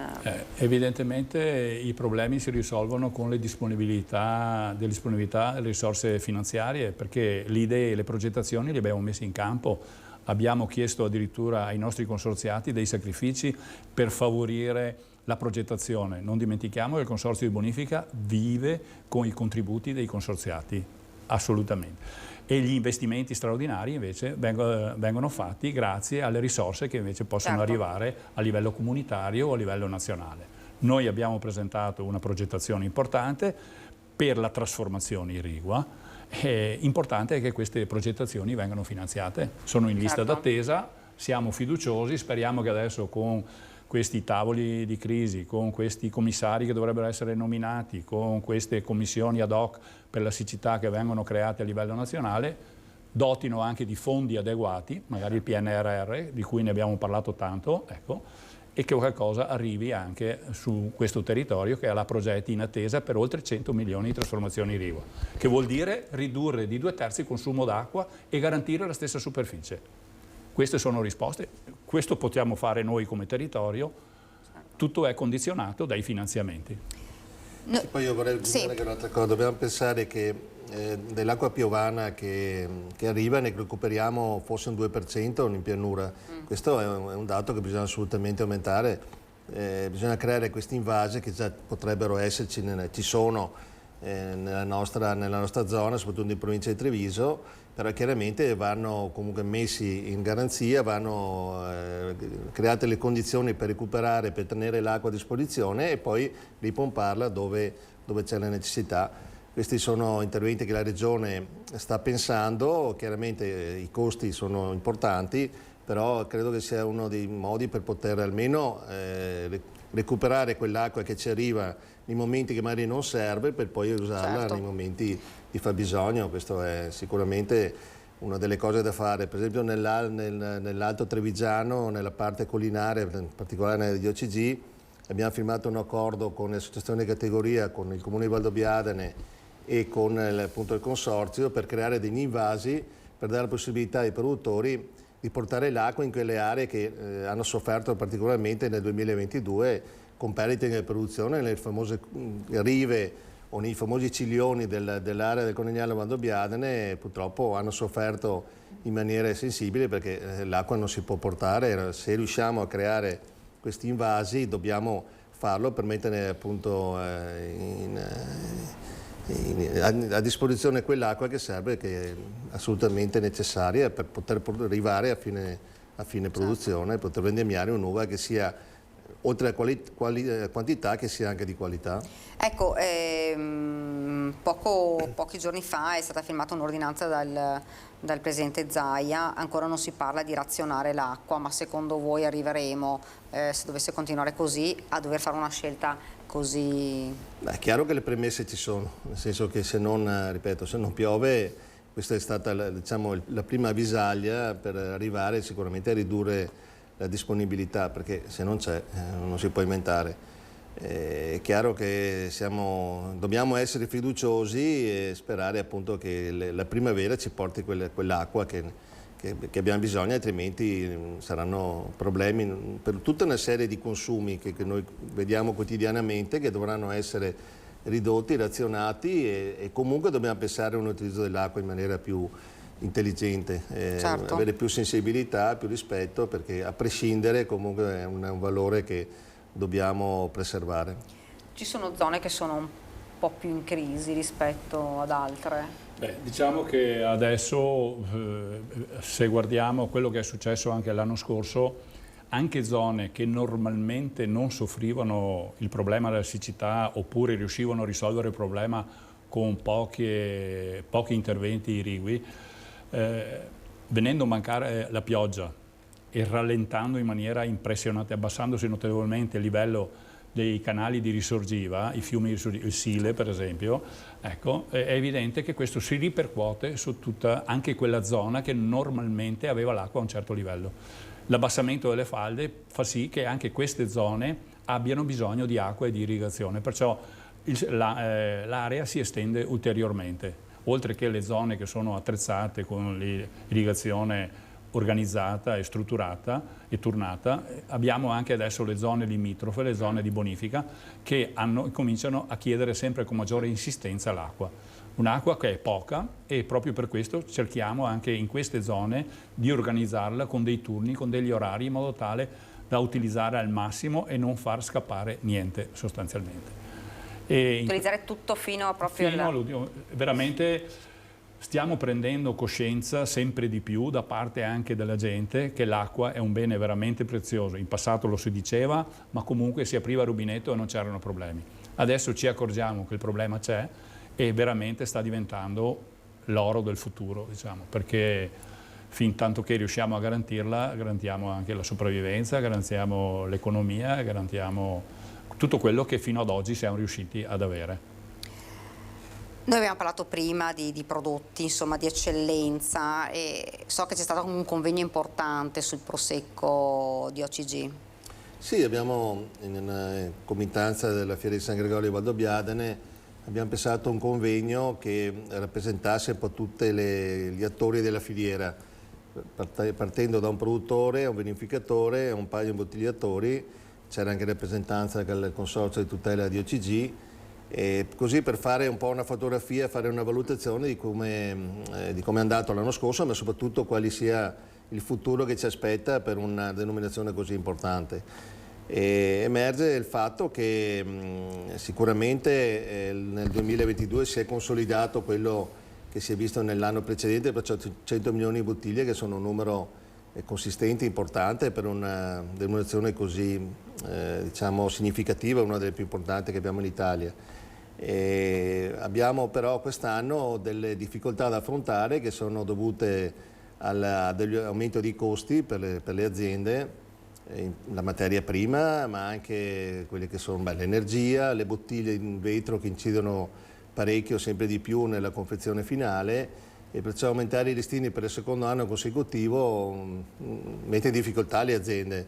Perciò bisogna pensare comunque di mantenere le posizioni, che è l'aspetto più importante, pensare di crescere all'estero, visto che comunque rappresenta ancora solo, fra virgolette, il 30-35% d'esportazione, cioè su questo bisogna lavorare, ma soprattutto creare quelle sinergie fra i vari comparti, fra i vari settori della filiera, in modo che si possa guardare al futuro più che all'oggi per domani. Certo.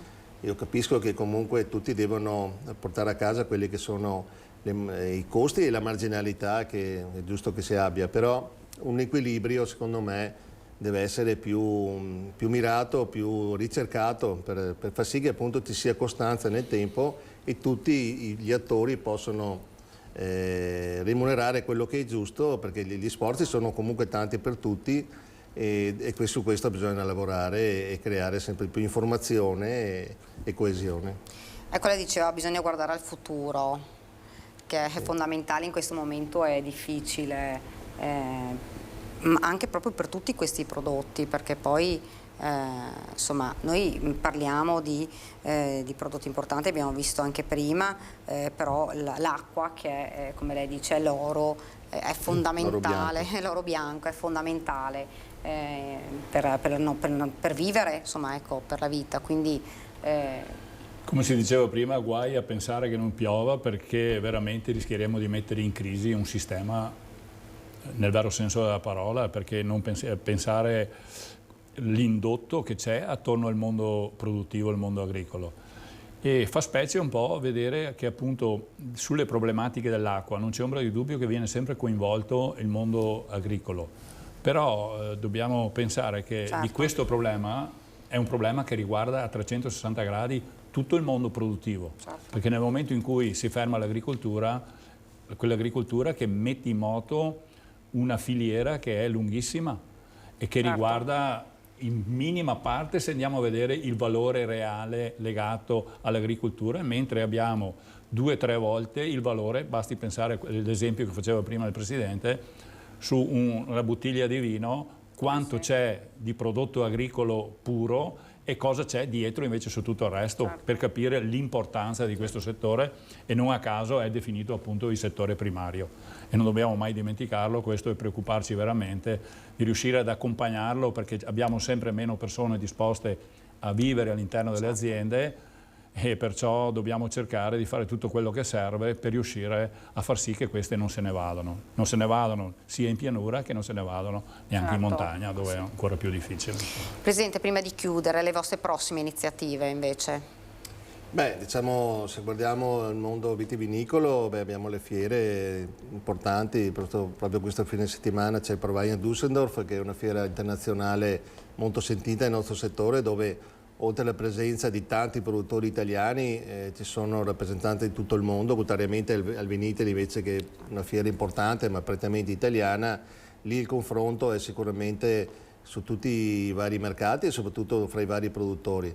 E avremo dei segnali importanti, insomma, per capire appunto quale potrebbe essere diciamo, il destino di questo 2023, che è partito un po', diciamo, al rallentatore come era previsto, perché la congiuntura economica non è sicuramente delle più positive, però queste 2 fiere daranno sicuramente quell'input per ripartire, per dare energia e dare ossigeno a un settore che comunque vede negli ultimi anni successi importanti con crescite sia sul mercato internazionale ma anche sul mercato interno, perciò è un settore che va molto bene e che bisogna sostenere, bisogna chiaramente fare tutti quegli investimenti che servono poi anche per essere competitivi.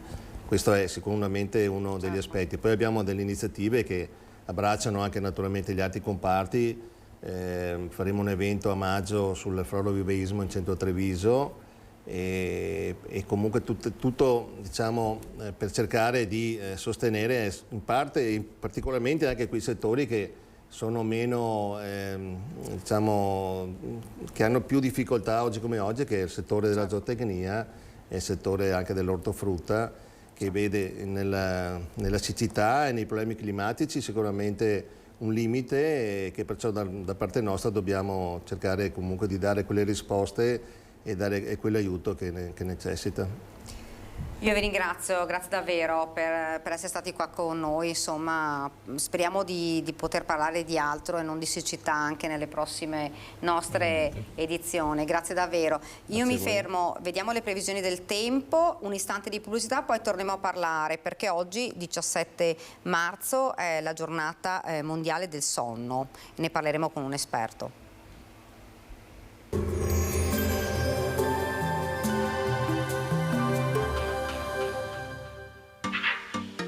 Tremonti, attrezzature e materiale per saldatura professionale a Montebelluna.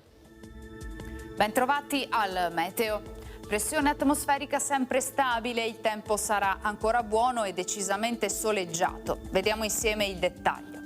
Sul Veneto la grafica di venerdì 17 marzo evidenzia una situazione tranquilla con tanto sole e cielo sereno, solo con qualche innocua velatura. Temperature stazionarie minime tra 1 e 5 gradi, massime tra 11 e 16. Spostiamoci ora sul Friuli Venezia Giulia. Su pianura e costa cielo in prevalenza sereno, sulla zona montana poco nuvoloso. Soffieranno deboli venti di brezza. Temperature minime tra 2 e 5 gradi, massime sui 12-13 gradi. Infine diamo uno sguardo al Trentino Alto Adige, dove dominerà il sole con locali addensamenti, ma insomma senza ulteriori conseguenze. Temperature minime intorno ai 2 gradi, massime sui 15-18 all'incirca. Dal meteo è tutto, vi auguro un buon proseguimento in nostra compagnia.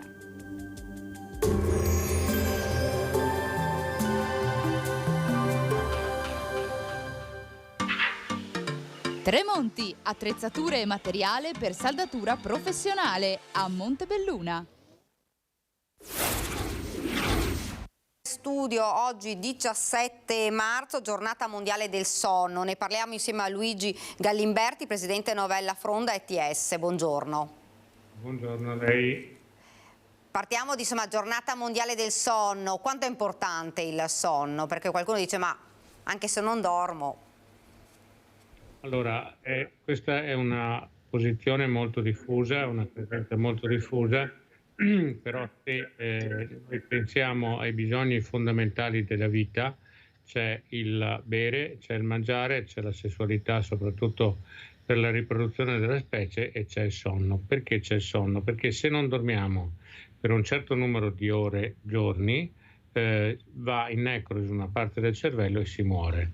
Nei primi del Novecento c'è stata la pandemia della cosiddetta febbre spagnola che portava ad un'alterazione virale del centro del sonno, nell'ipotalamo anteriore, nel nucleo sovrachiasmatico, e questo dopo qualche giorno faceva morire le persone, ne sono morte 20 milioni.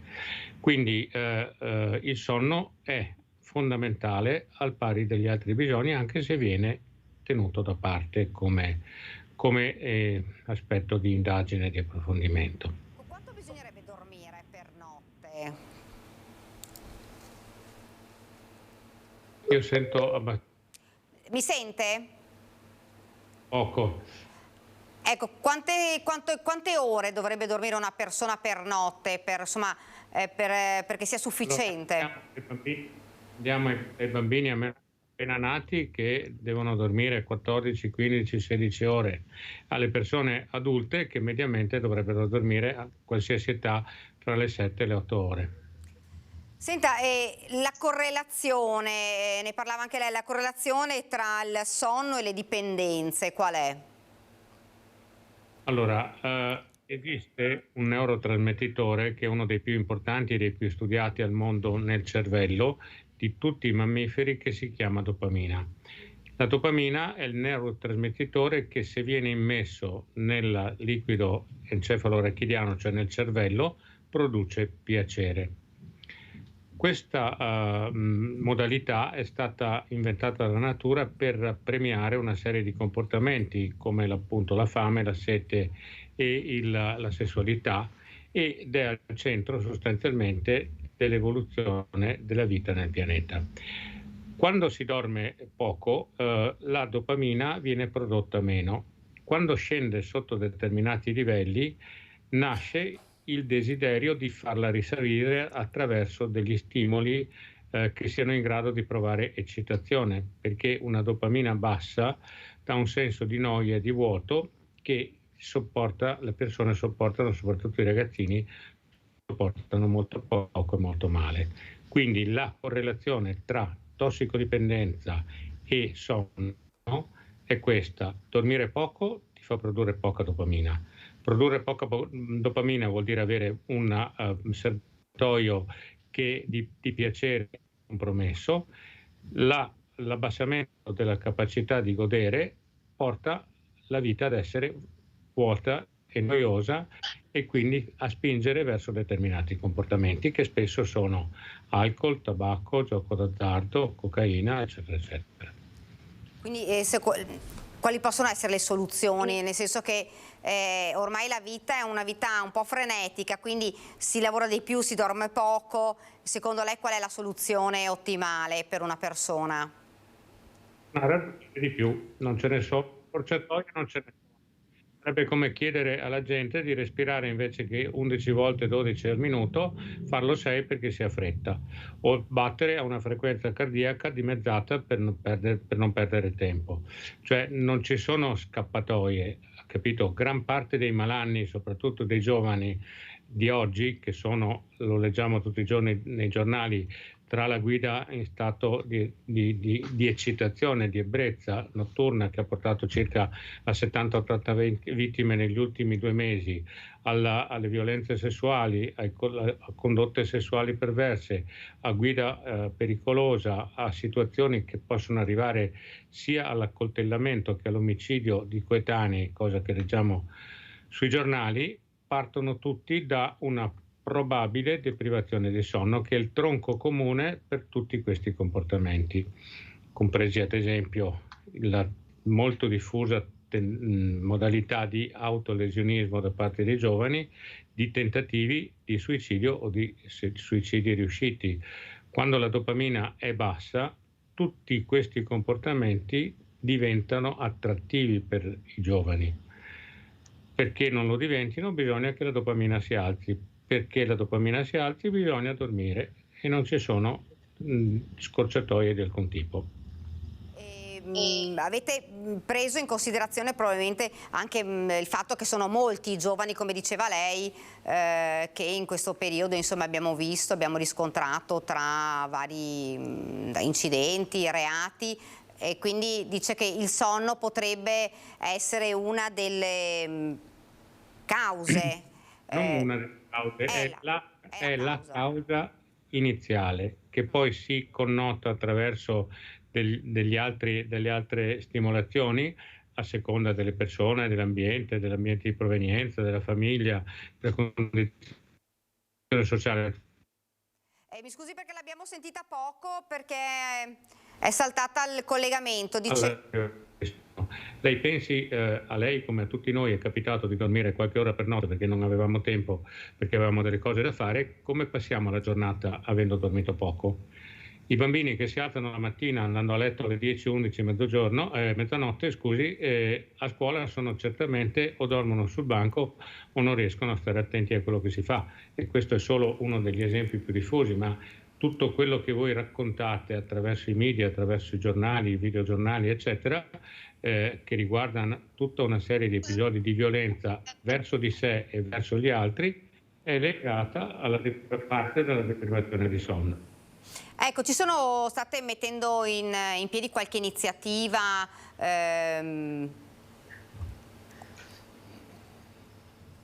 oppure un po' per far capire questa... Mi sente? Lei riesce a sentirmi? Poco e male. Vedo. State mettendo in piedi qualche iniziativa un po' per aiutare le persone, per invitare le persone, anche perché, ripeto, è un argomento che forse è sottovalutato. Sento molto male. Niente, Signora, sento molto male. Lo vedo. Lo vedo. Senta, intanto allora la ringrazio davvero, perché purtroppo abbiamo il collegamento che non va bene. Magari, se è possibile, riusciremo magari a ricollegarci anche nei prossimi giorni per poter parlare di questo argomento che effettivamente viene sottovalutato, ma come ci diceva lei è importante. Io la ringrazio davvero. Va bene, arrivederla. Grazie, arrivederci. Siamo purtroppo abbiamo problemi con il collegamento, speriamo insomma di poter magari riavere il professor Luigi Galimberti nelle prossime puntate per poter affrontare questo argomento che davvero magari non viene preso in considerazione come si dovrebbe, ce l'ha detto lui poco fa. Dibattito politico, siamo qua, ve li presento subito perché sono già arrivati. Giovanni Zorzi, Partito Democratico, buongiorno. E Marco Della Pietra, Fratelli Italia, adesso sbaglio, e Nicola Rocco che dovrebbe collegarsi invece con eccolo qui, Nicola Rocco del Terzo Polo, candidato sindaco di Treviso. Buongiorno. Buongiorno, ci sono, mamma che trio.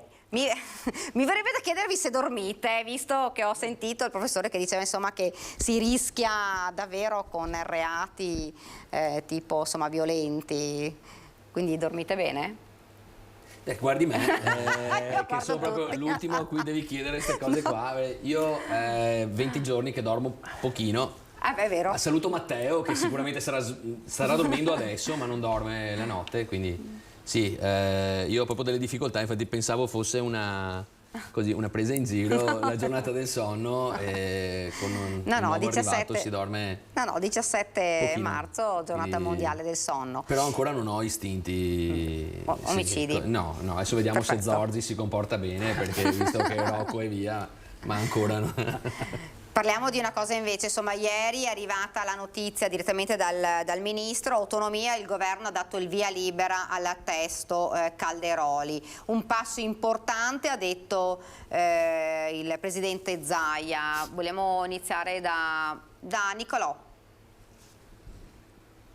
E allora, credo che in realtà la bozza preveda comunque di essere riempita di contenuti, per cui nessuno è contrario all'autonomia, l'autonomia va benissimo, però io credo che si debba essere seri nel decidere quali materie debbano essere oggetto dell'autonomia e soprattutto quello su cui emerge molta preoccupazione è capire quali saranno i meccanismi di finanziamento delle singole deleghe.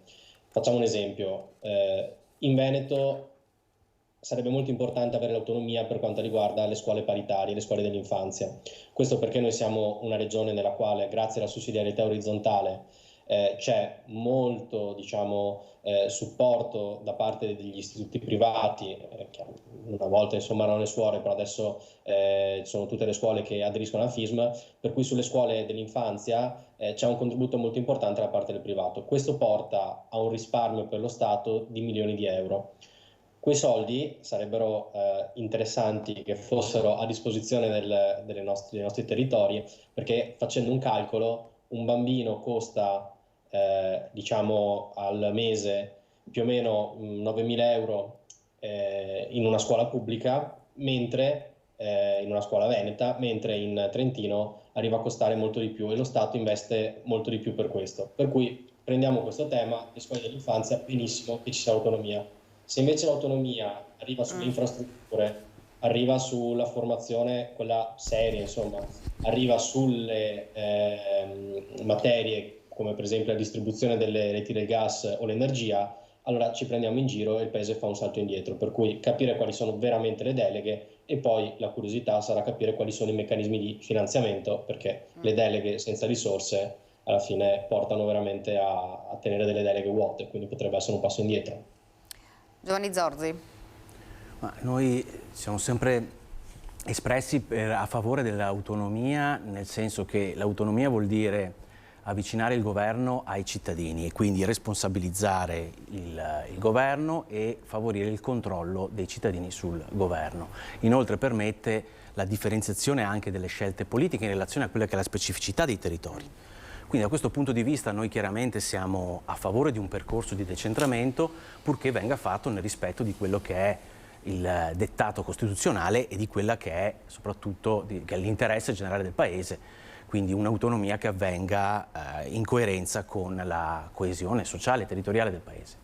Allora da questo punto di vista noi siamo assolutamente contrari a quanto contenuto nel disegno di legge Calderoli. Riprendo le parole del Presidente della Regione Emilia-Romagna, Stefano Bonaccini, nonché Presidente appunto eletto Presidente del Partito. Noi consideriamo centrale innanzitutto, prima di ragionare di autonomia, quella che insomma, lo stabilisce anche la Costituzione, è la determinazione dei cosiddetti livelli essenziali delle prestazioni. I famosi LEP. Cosa sono i LEP? I livelli essenziali delle prestazioni che riguardano i diritti civili e sociali che devono essere assicurati su tutto il territorio nazionale. La determinazione di LEP è preliminare poi per andare, come diceva anche Nicolò prima, a definire quelli che sono i fabbisogni standard per superare il principio nefasto della spesa storica. Purtroppo nel disegno di legge Calderoli si parla della definizione dell'impegno a definire i LEP, ma si dà anche un lasso di tempo che per noi risulta essere una specie di clausola capestro, entro un anno, dopodiché comunque si va avanti con la spesa storica e questo vuol dire chiaramente spaccare il Paese. Poi naturalmente una volta che andremo a vedere anche nello specifico questo disegno di legge e fortunatamente, come è giusto che sia, verrà discusso nella sede che rappresenta gli interessi del Paese, di tutte le parti del Paese, cioè il Parlamento, cercheremo di capire quali possono essere poi le materie oggetto di questo processo. Per noi ad esempio una materia come quella della scuola deve essere assolutamente tolta da qualsiasi ragionamento in termini di decentramento alle regioni. Si può fare benissimo, rispondere alle esigenze dei territori su un fronte anche come quello della scuola, ad esempio come, cito di nuovo Bonaccini, vuole fare, è stata nella proposta della Regione Emilia-Romagna, cioè senza bisogno di dare risorse, materie e quant'altro, sul tema della scuola è sufficiente pensare ad esempio all'autonomia su quelli che sono i curricula formativi degli istituti tecnici, ad esempio. No, una regione come l'Emilia Romagna ha delle specificità dal punto di vista del contesto economico e produttivo che richiedono per il sistema educativo e dell'istruzione superiore appunto determinati priorità. Stessa cosa varrebbe anche per il Veneto. Ecco. Quindi tolte via le materie, togliamo via alcune materie tra cui la scuola e soprattutto che non si parli di residuo fiscale, che è un'altra delle ambiguità che ancora aleggiano in questo disegno di legge. Residuo fiscale vuol dire veramente a quel punto prevedere una sorta di secessione a beneficio delle regioni più ricche. Questo chiaramente non è nell'interesse del Paese e quindi non è neanche nell'interesse del Partito Democratico. Marco. No, io cosa vuoi che dica? Si è partiti finalmente, quindi ci sta. Vedete, noi l'abbiamo dimostrato ampiamente che siamo disposti a discutere e anche ad accettare quelle che sono le visioni differenti, per cui giustamente adesso verrà discusso il tutto nelle sedi opportune e sicuramente credo che si troverà una quadra. No, sorridevo perché è simpatico che si citi 2 volte Bonaccini e poi dopo si fanno le elezioni, ahimè.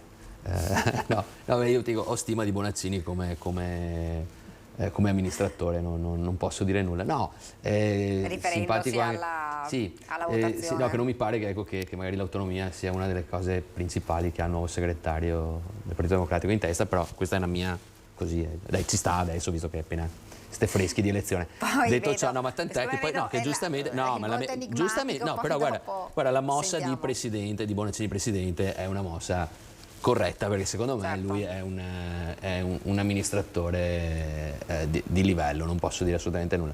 Detto ciò, che ci sta nel... No, dicevo, mi piace il discorso delle scuole paritarie, sapete che io sono particolarmente sensibile all'argomento, credo di essere ancora uno dei pochi comuni in Italia che assicura il pagamento della retta a tutti i propri bambini.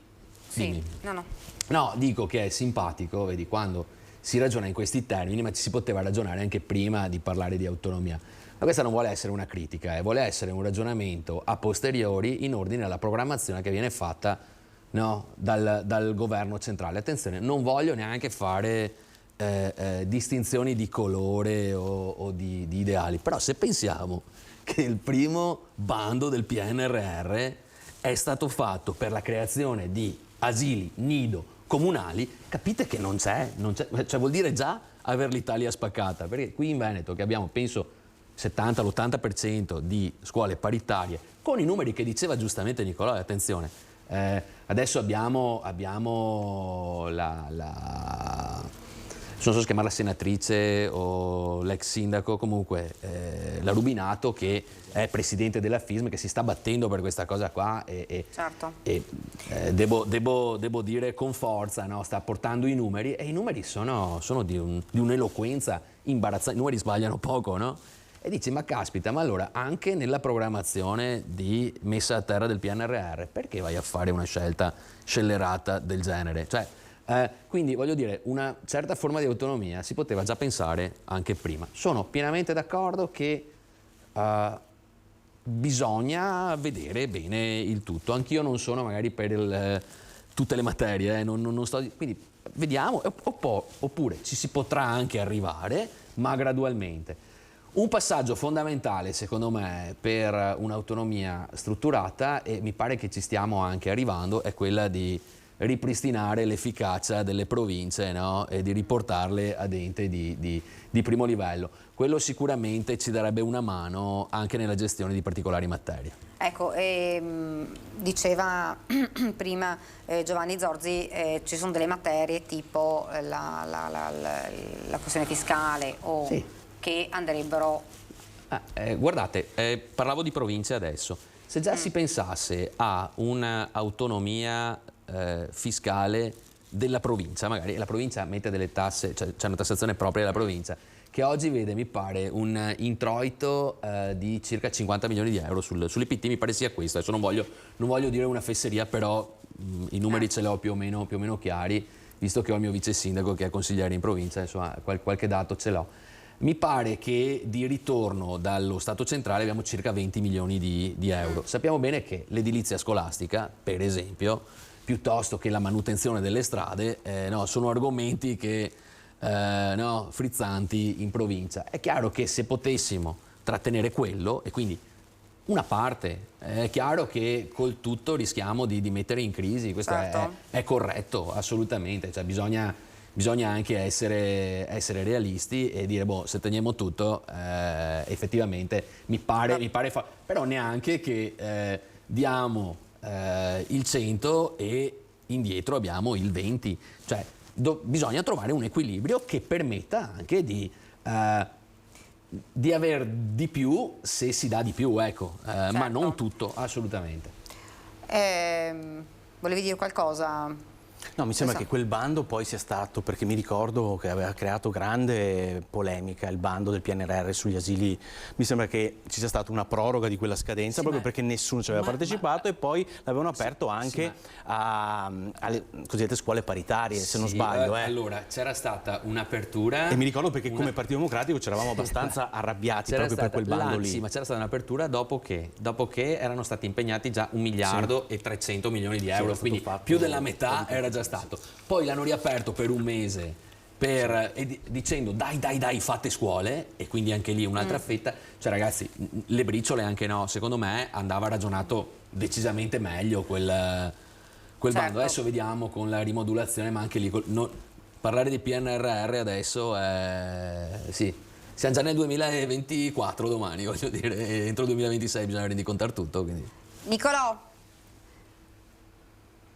Sì, sarà molto importante d'ora in poi il tavolo che stanno creando a Roma, che è un tavolo mi pare che prevede una parte tecnica, ma ci siano anche rappresentanze un po' di tutti i partiti, per riuscire, come dicevano in realtà entrambi gli ospiti, come dicevano sia Giovanni che Marco, a capire come tenere insieme da una parte la coesione territoriale, perché sicuramente ci sono delle aree in cui sarà più difficile l'aspetto delle risorse, ma io credo che l'aspetto molto significativo sia anche quello per le aree che potrebbero trarre beneficio, come la nostra oggettivamente legata al gettito fiscale, della delega fiscale. Per cui da una parte delega fiscale, dall'altra coesione territoriale, e io farei grande attenzione però anche alle materie, perché serve in alcune materie uno Stato forte, sarà uno Stato coeso, per cui ci sono specificità tipo questa delle scuole paritarie, però sulle infrastrutture strategiche, se ci fosse stata l'autonomia oggi probabilmente avremmo problemi col gas, quindi stiamo attenti. D'accordo. Sì, assolutamente, è uno dei temi che poniamo, quello sulle materie, ma le materie vengono dopo, nel senso che il percorso che noi abbiamo cercato di mettere in pista già con il governo presieduto da Conte, il famoso Conte bis. Ministro per gli affari regionali era Francesco Boccia del Partito Democratico, che poi è stato seguito anche dal governo Draghi con la ministra Gelmini. Era quello di preparare una legge quadro da presentare in Parlamento, in cui andare a definire esattamente quelli che sono i passaggi preliminari alla concessione delle materie alle regioni. Ripeto, fondamentale è definire i livelli essenziali di prestazioni, cioè quanto mi costa un servizio che mi permette in ogni parte del nostro paese di garantirmi un diritto civile e sociale imprescindibile come può essere la sanità e la scuola. Da lì andiamo poi a costruire i fabbisogni standard, che di fatto è l'altro grande tema che interessa tutta la filiera delle autonomie locali, non solo la parte regionale. E una volta capito esattamente quanto peso ha dal punto di vista anche delle risorse pubbliche una materia, allora lì si apre un ragionamento. Dopodiché io non andrei neanche troppo a considerare una questione di risorse economiche, perché ci sono regioni come la nostra, secondo me, o come quelle che si trovano in questo momento in condizioni anche economiche migliori, che non avrebbero neanche bisogno di risorse in più. A loro basterebbe veramente avere la possibilità di poter intervenire con quelle funzioni là in maniera libera, perché io credo che la convinzione principale di un amministratore, che sia esso un amministratore locale o un amministratore regionale, è quello di poter conoscere il proprio territorio meglio di chi sta a Roma. Quindi anche senza bisogno di risorse in più, ma sapere esattamente dove poter impiegare quelle che già arrivano dallo Stato e avere la facoltà di farlo in autonomia, credo che sia già un passo avanti importante. Ma poi sarebbe bello che a tutte le latitudini una cosa, e parlo proprio terra a terra, avesse lo stesso prezzo ovunque, no? Perché io ricordo sin da quando ero bambino che si parlava perché una siringa qua costa 500 lire e in Calabria costa 2500 lire, cioè sarebbe bello anche che ci fosse questo, e credetemi che si risparmierebbero dei bei denari, insomma. E questo comunque, quello di ieri sera, insomma, un primo passo che era atteso. Io vorrei però anche parlare di una polemica che si sta alzando, una vera e propria bufera contro il sindaco nel comune di Marcon, che ha negato il patrocinio alla proiezione del film restaurato Roma città aperta, e c'è ovviamente una bufera su questa vicenda. Vogliamo iniziare da Nicolò? Sì, lo trovo una cosa sciocca, nel senso che la Resistenza e la Liberazione sono stati un processo che ha permesso a tutti noi di vivere in democrazia. E io sono d'accordo che non debba essere, come dire, un patrimonio di una parte politica sola, però così facendo, cioè politicizzandola e negando il valore storico che ha avuto la Resistenza, che ha avuto la Liberazione, rischiamo veramente di non cogliere e di non capire l'importanza che ha avuto quel processo per il nostro paese. Cioè, se noi oggi siamo in democrazia è perché c'è stato chi ha combattuto, la Resistenza ha avuto sicuramente un impatto storico importante, sicuramente insomma sono stati anche gli alleati a salvarci, per cui da un punto di vista militare magari sì, la Resistenza ha avuto un ruolo non marginale, ma ha avuto soprattutto un significato politico. E quindi negarlo è veramente qualcosa di sciocco. Tra l'altro, se non sbaglio, è lo stesso sindaco che ha negato l'intitolazione di una scuola a Tina Anselmi. E anche su questo insomma, mi viene da pensare che sia solo una forma di ignoranza, perché insomma ci sono delle figure, ci sono dei processi che sono patrimonio di tutti quanti. Pur avendo magari, non ho vissuto quella fase storica, chiaramente, non ho vissuto la Prima Repubblica, per cui è inutile dire che io mi possa riconoscere o meno in Tina Anselmi o in De Gasperi o in Berlinguer, ma sapere che ci sono stati queste grandi figure non solo significa riconoscere il valore che hanno avuto, ma significa anche riconoscere il processo di unificazione che ha riguardato il nostro paese, che era un paese distrutto da una dittatura e che ha saputo rimboccarsi le maniche, ricostruire e andare anche oltre gli steccati ideologici. Quindi attività e iniziative di questo tipo, negazioni di questo tipo, ci fanno soltanto fare un passo indietro e penso che siano molto gravi. Giovanni, su questo... Credo che siamo di fronte alla seconda, perché Romanello ha già appunto con provocazione poi nomina su conseguenza Romanello. Esatto, no? sì, che non so esattamente tra l'altro dove si collochi, perché mi avevano detto che non era più sindaco leghista, quindi può essere che visto anche... Penso che li stai guardando. No, perché visto l'iniziativa, le due iniziative assunte, mi sembra di pensare che voglia lanciare dei segnali quantomeno. Però non è il segnale proprio migliore. Detto questo, non voglio addentrarmi in ragionamenti storici, perché è inutile star qui cioè è un dato evidente. Negare l'intitolazione di una scuola a Tina Anselmi, negare il patrocinio alla presentazione del film restaurato di Rossellini con Anna Magnani, cioè è come negare l'intitolare una piazza a Giuseppe Garibaldi o negare la presentazione di Promessi Sposi del Manzoni, cioè sono patrimoni della nostra cultura nazionale, perché ricordiamoci che Tina Anselmi è stata, oltre che partigiana e tutto quello che volete, è stata anche il primo ministro donna della Repubblica, è colei che ci ha permesso di avere un sistema sanitario universale e gratuito. Quindi ragazzi, stiamo parlando di questa figura qua. Io sono anche di Castelfranco, quindi mi sento anche particolarmente coinvolto, visto che lei è appunto stata mia concittadina, ma al di là di questo stiamo parlando di patrimoni della cultura nazionale, del paese. Quindi iniziare a fare provocazioni di questo genere vuol dire soltanto cercare di dividere, di agitare inutilmente. Ecco, quindi veramente io non ho altre parole parole da aggiungere se non che questa provocazione insomma si qualifica per quello che è e purtroppo qualifica anche chi l'ha alimentata per quello che è, cioè una persona che cerca di dividere la propria comunità, cosa che un sindaco non dovrebbe mai fare. Ecco, è stata fra l'altro presentata anche un'interrogazione al governo proprio su questo. Sì, mi pare francamente, ecco, a volte non si deve trascendere e si deve lasciare stare le cose. Fare anche l'interrogazione poi significa comunque dare ulteriore risalto a sta cosa che francamente lascia un po' basito anche me, però io non voglio prendere le parti. Qua credo che ci siano magari delle beghe a livello comunale con qualcuno magari di quelli che organizza, però è sbagliatissimo, sono pienamente d'accordo con quanto detto da chi mi ha preceduto.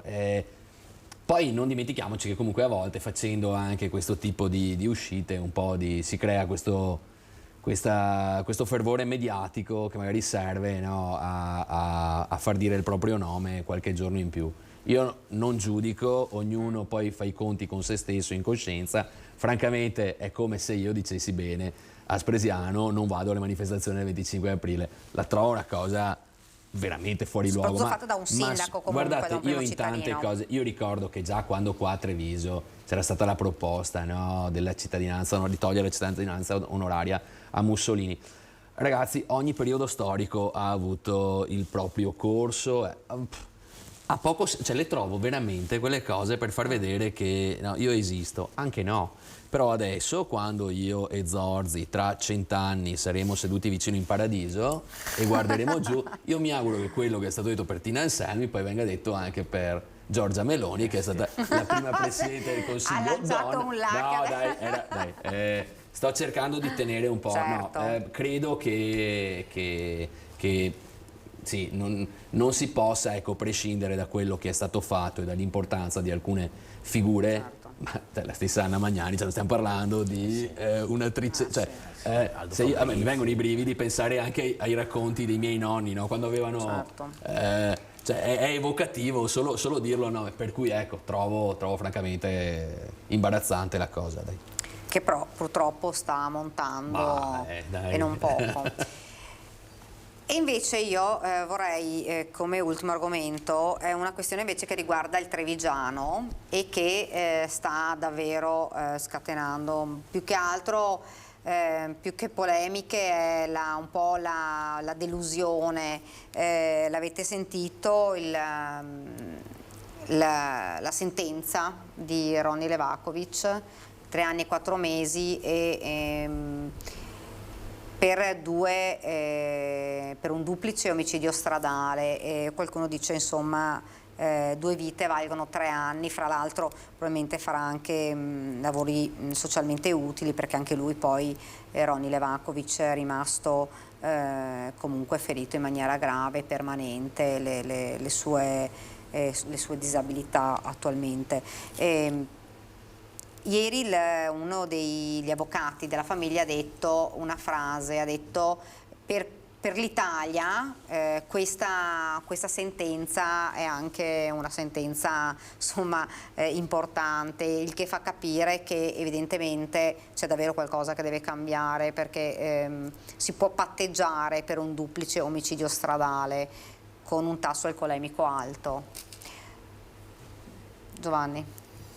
Lascia grande, profonda amarezza anche a me quando ho letto l'esito di questo patteggiamento. È ovvio che il pensiero è andato direttamente ai familiari delle 2 vittime, così come a tutte le varie drammatiche situazioni che stiamo vivendo in questa provincia in riferimento a incidenti stradali e a omicidi stradali.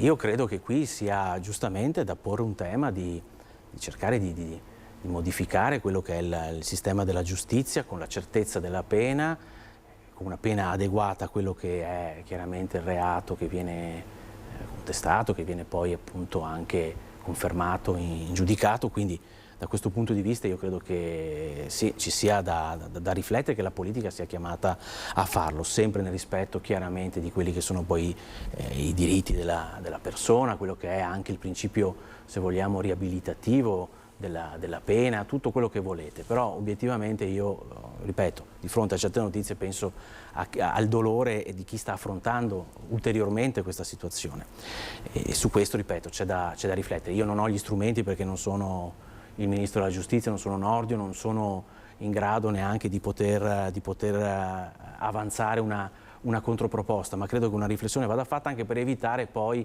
quelle che possono essere le strumentalizzazioni che inevitabilmente succedono in questi casi di fronte alla rabbia che può esplodere. Bisogna evitare, la politica è chiamata a un intervento serio da questo punto di vista che riguarda gli omicidi sulla strada, così come le morti sul lavoro. Cioè, secondo me c'è un tema che viene posto di certezza e di adeguatezza della pena da questo punto di vista per chi risulta essere a tutti gli effetti, insomma, colpevole. Marco, è una sentenza che ha fatto riflettere e che fa riflettere il fatto che alcuni dicono ma è possibile, insomma, che si possa arrivare a patteggiare, ci sono i riti abbreviati, insomma cioè, ci sono troppe agevolazioni, possiamo chiamarle così. Sì, io credo che si debba partire davvero da una discrezionalità che a volte non c'è quando si parla di giustizia, nel senso che vengono trattati gli argomenti come se i reati fossero tutti uguali e non lo sono. Non lo sono. E quindi credo che il punto di partenza dovrebbe essere quello. Poi quoto a pieno la certezza della pena, però ecco anche magari il rito abbreviato, il patteggiare, che venga consentito ma in determinati ambiti e soprattutto, cioè, adesso mi pare che qua sia abbastanza evidente, 2 persone morte e un tasso alcolemico parecchio al di sopra della soglia. Ora io capisco che tutti hanno diritto alla difesa, che tutti hanno, ci mancherebbe altro, non, è la nostra Costituzione che sancisce, no, certi principi, però ecco credo che si possa e si debba fare una distinzione tra i reati. Rimango basito e quoto tutto quello che è stato detto, ma io mi viene, forse perché da amministratore fare i benchmark, no? viene spontaneo, cioè vedere alcuni reati che davvero dici ma sì, è quasi andrebbero depenalizzati, magari portare a delle condanne superiori a una persona che ha ammazzato 2 persone, con tra l'altro un tasso alcolemico fuori per fuori. Ecco. Quindi lascia sgomenti tutti quanti una sentenza del genere. Nicolò, prima di andare in pubblicità. Io condivido le riflessioni che sono state fatte partendo chiaramente dall'amarezza e dal profondo senso di vicinanza alle famiglie delle vittime.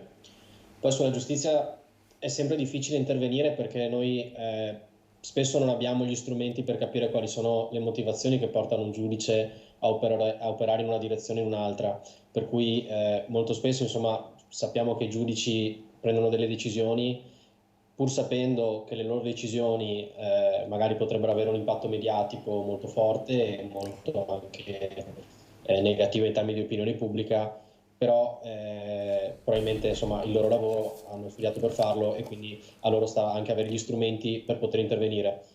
Ricordo tra l'altro che il reato di omicidio stradale è un reato che è stato introdotto solo di recente, se non sbaglio è stato introdotto dal governo Renzi, per cui è anche una disciplina che sicuramente deve aggiornarsi e sulla quale bisogna riflettere sempre di più. Certo colpisce immaginare che per un omicidio ci siano 3 anni con un patteggiamento, mentre magari ci sono reati minori che vanno poi a portare le persone nelle carceri e senza alcun progetto insomma di recupero di quelle persone, per cui su questo mi trovo abbastanza in linea con Dalla Pietra. Guarda che dilla. No, dopo mi tocca anche Vito, subito. Oggi facciamo un taglia. Ci fermiamo per qualche istante di pubblicità, poi torniamo in studio. Diretta per quest'ultima parte della prima edizione e si torna a parlare purtroppo della riforma della giustizia. Il caso, insomma, i 3 anni e 4 mesi fa discutere anche il fatto che il ladro che entrò nella casa di Onichini, lo ricordate, evita il processo proprio per effetto della legge Cartabia. È un argomento che sarebbe davvero da discutere, ce ne sarebbe molto da dire. Non entriamo nel merito della questione di Onichini perché ci sarebbe troppo da dire, ma sicuramente sul fatto che comunque un ladro che poi non arriverà al processo proprio per effetto di una legge, insomma di una riforma. Che ci siano delle lacune nel testo della riforma Cartabia, questo è un dato che abbiamo assodato anche noi del Partito Democratico, ma penso un po' tutte le forze politiche. Quella riforma è stata messa in piedi con un'ambizione importante, che era quella di riformare il sistema della giustizia amministrativa e penale in relazione anche a quelle che erano le scadenze del PNRR, quindi c'era anche un elemento, diciamo, di pressione portato dall'Europa, in un contesto politico non semplice, perché eravamo nel pieno di quella esperienza di governo di unità nazionale con tutte le contraddizioni del caso. Un elemento di questo tipo, cioè un limite legato al fatto che per smaltire le pratiche la legge Cartabia di fatto limita soltanto alla denuncia, l'attivazione poi di tutto l'iter, è un tema che è stato posto già a suo tempo, mi ricordo, per altri fatti di cronaca anche qui locale, e mi ricordo bene, ero qui in studio da voi, che avevamo registrato, diciamo, le dichiarazioni del ministro Nordio, che aveva detto: ci impegniamo a modificare, a correggere questi aspetti. Noi siamo chiaramente a disposizione, credo che i nostri rappresentanti in Parlamento siano assolutamente consapevoli del fatto che la riforma Cartabia, per quanto abbia degli elementi importanti, delle punte di avanzamento anche nel funzionamento del sistema giustizia, ci siano degli elementi senz'altro da correggere. Quindi vediamo adesso la proposta che farà il ministro Nordio su questo fronte, fermo restando appunto che anche lui, mi sembrava di aver capito, fosse perfettamente cosciente di questo limite da correggere. Una risposta che si attendono i cittadini anche, perché vedere poi bypassare davvero un processo per effetto di questa legge, insomma, non è, diciamo, la risposta che si attendono i cittadini in questo momento. Assolutamente no. I cittadini hanno bisogno ora più che mai di certezze, e quindi se si contribuisce anche con questa fumosità, con questa nebbia all'interno del sistema, si rischia davvero di creare ancora più problematiche, e soprattutto si rischia davvero di perdere definitivamente il cittadino, che già tende a distanziarsi dalle istituzioni, per cui il cittadino ha bisogno di certezze, e credo che sia fondamentale quella inerente alla giustizia e specie alla certezza della pena, perché un cittadino che si sente, attenzione, non che sia, ma che percepisca semplicemente una situazione di pericolo e di insicurezza è un cittadino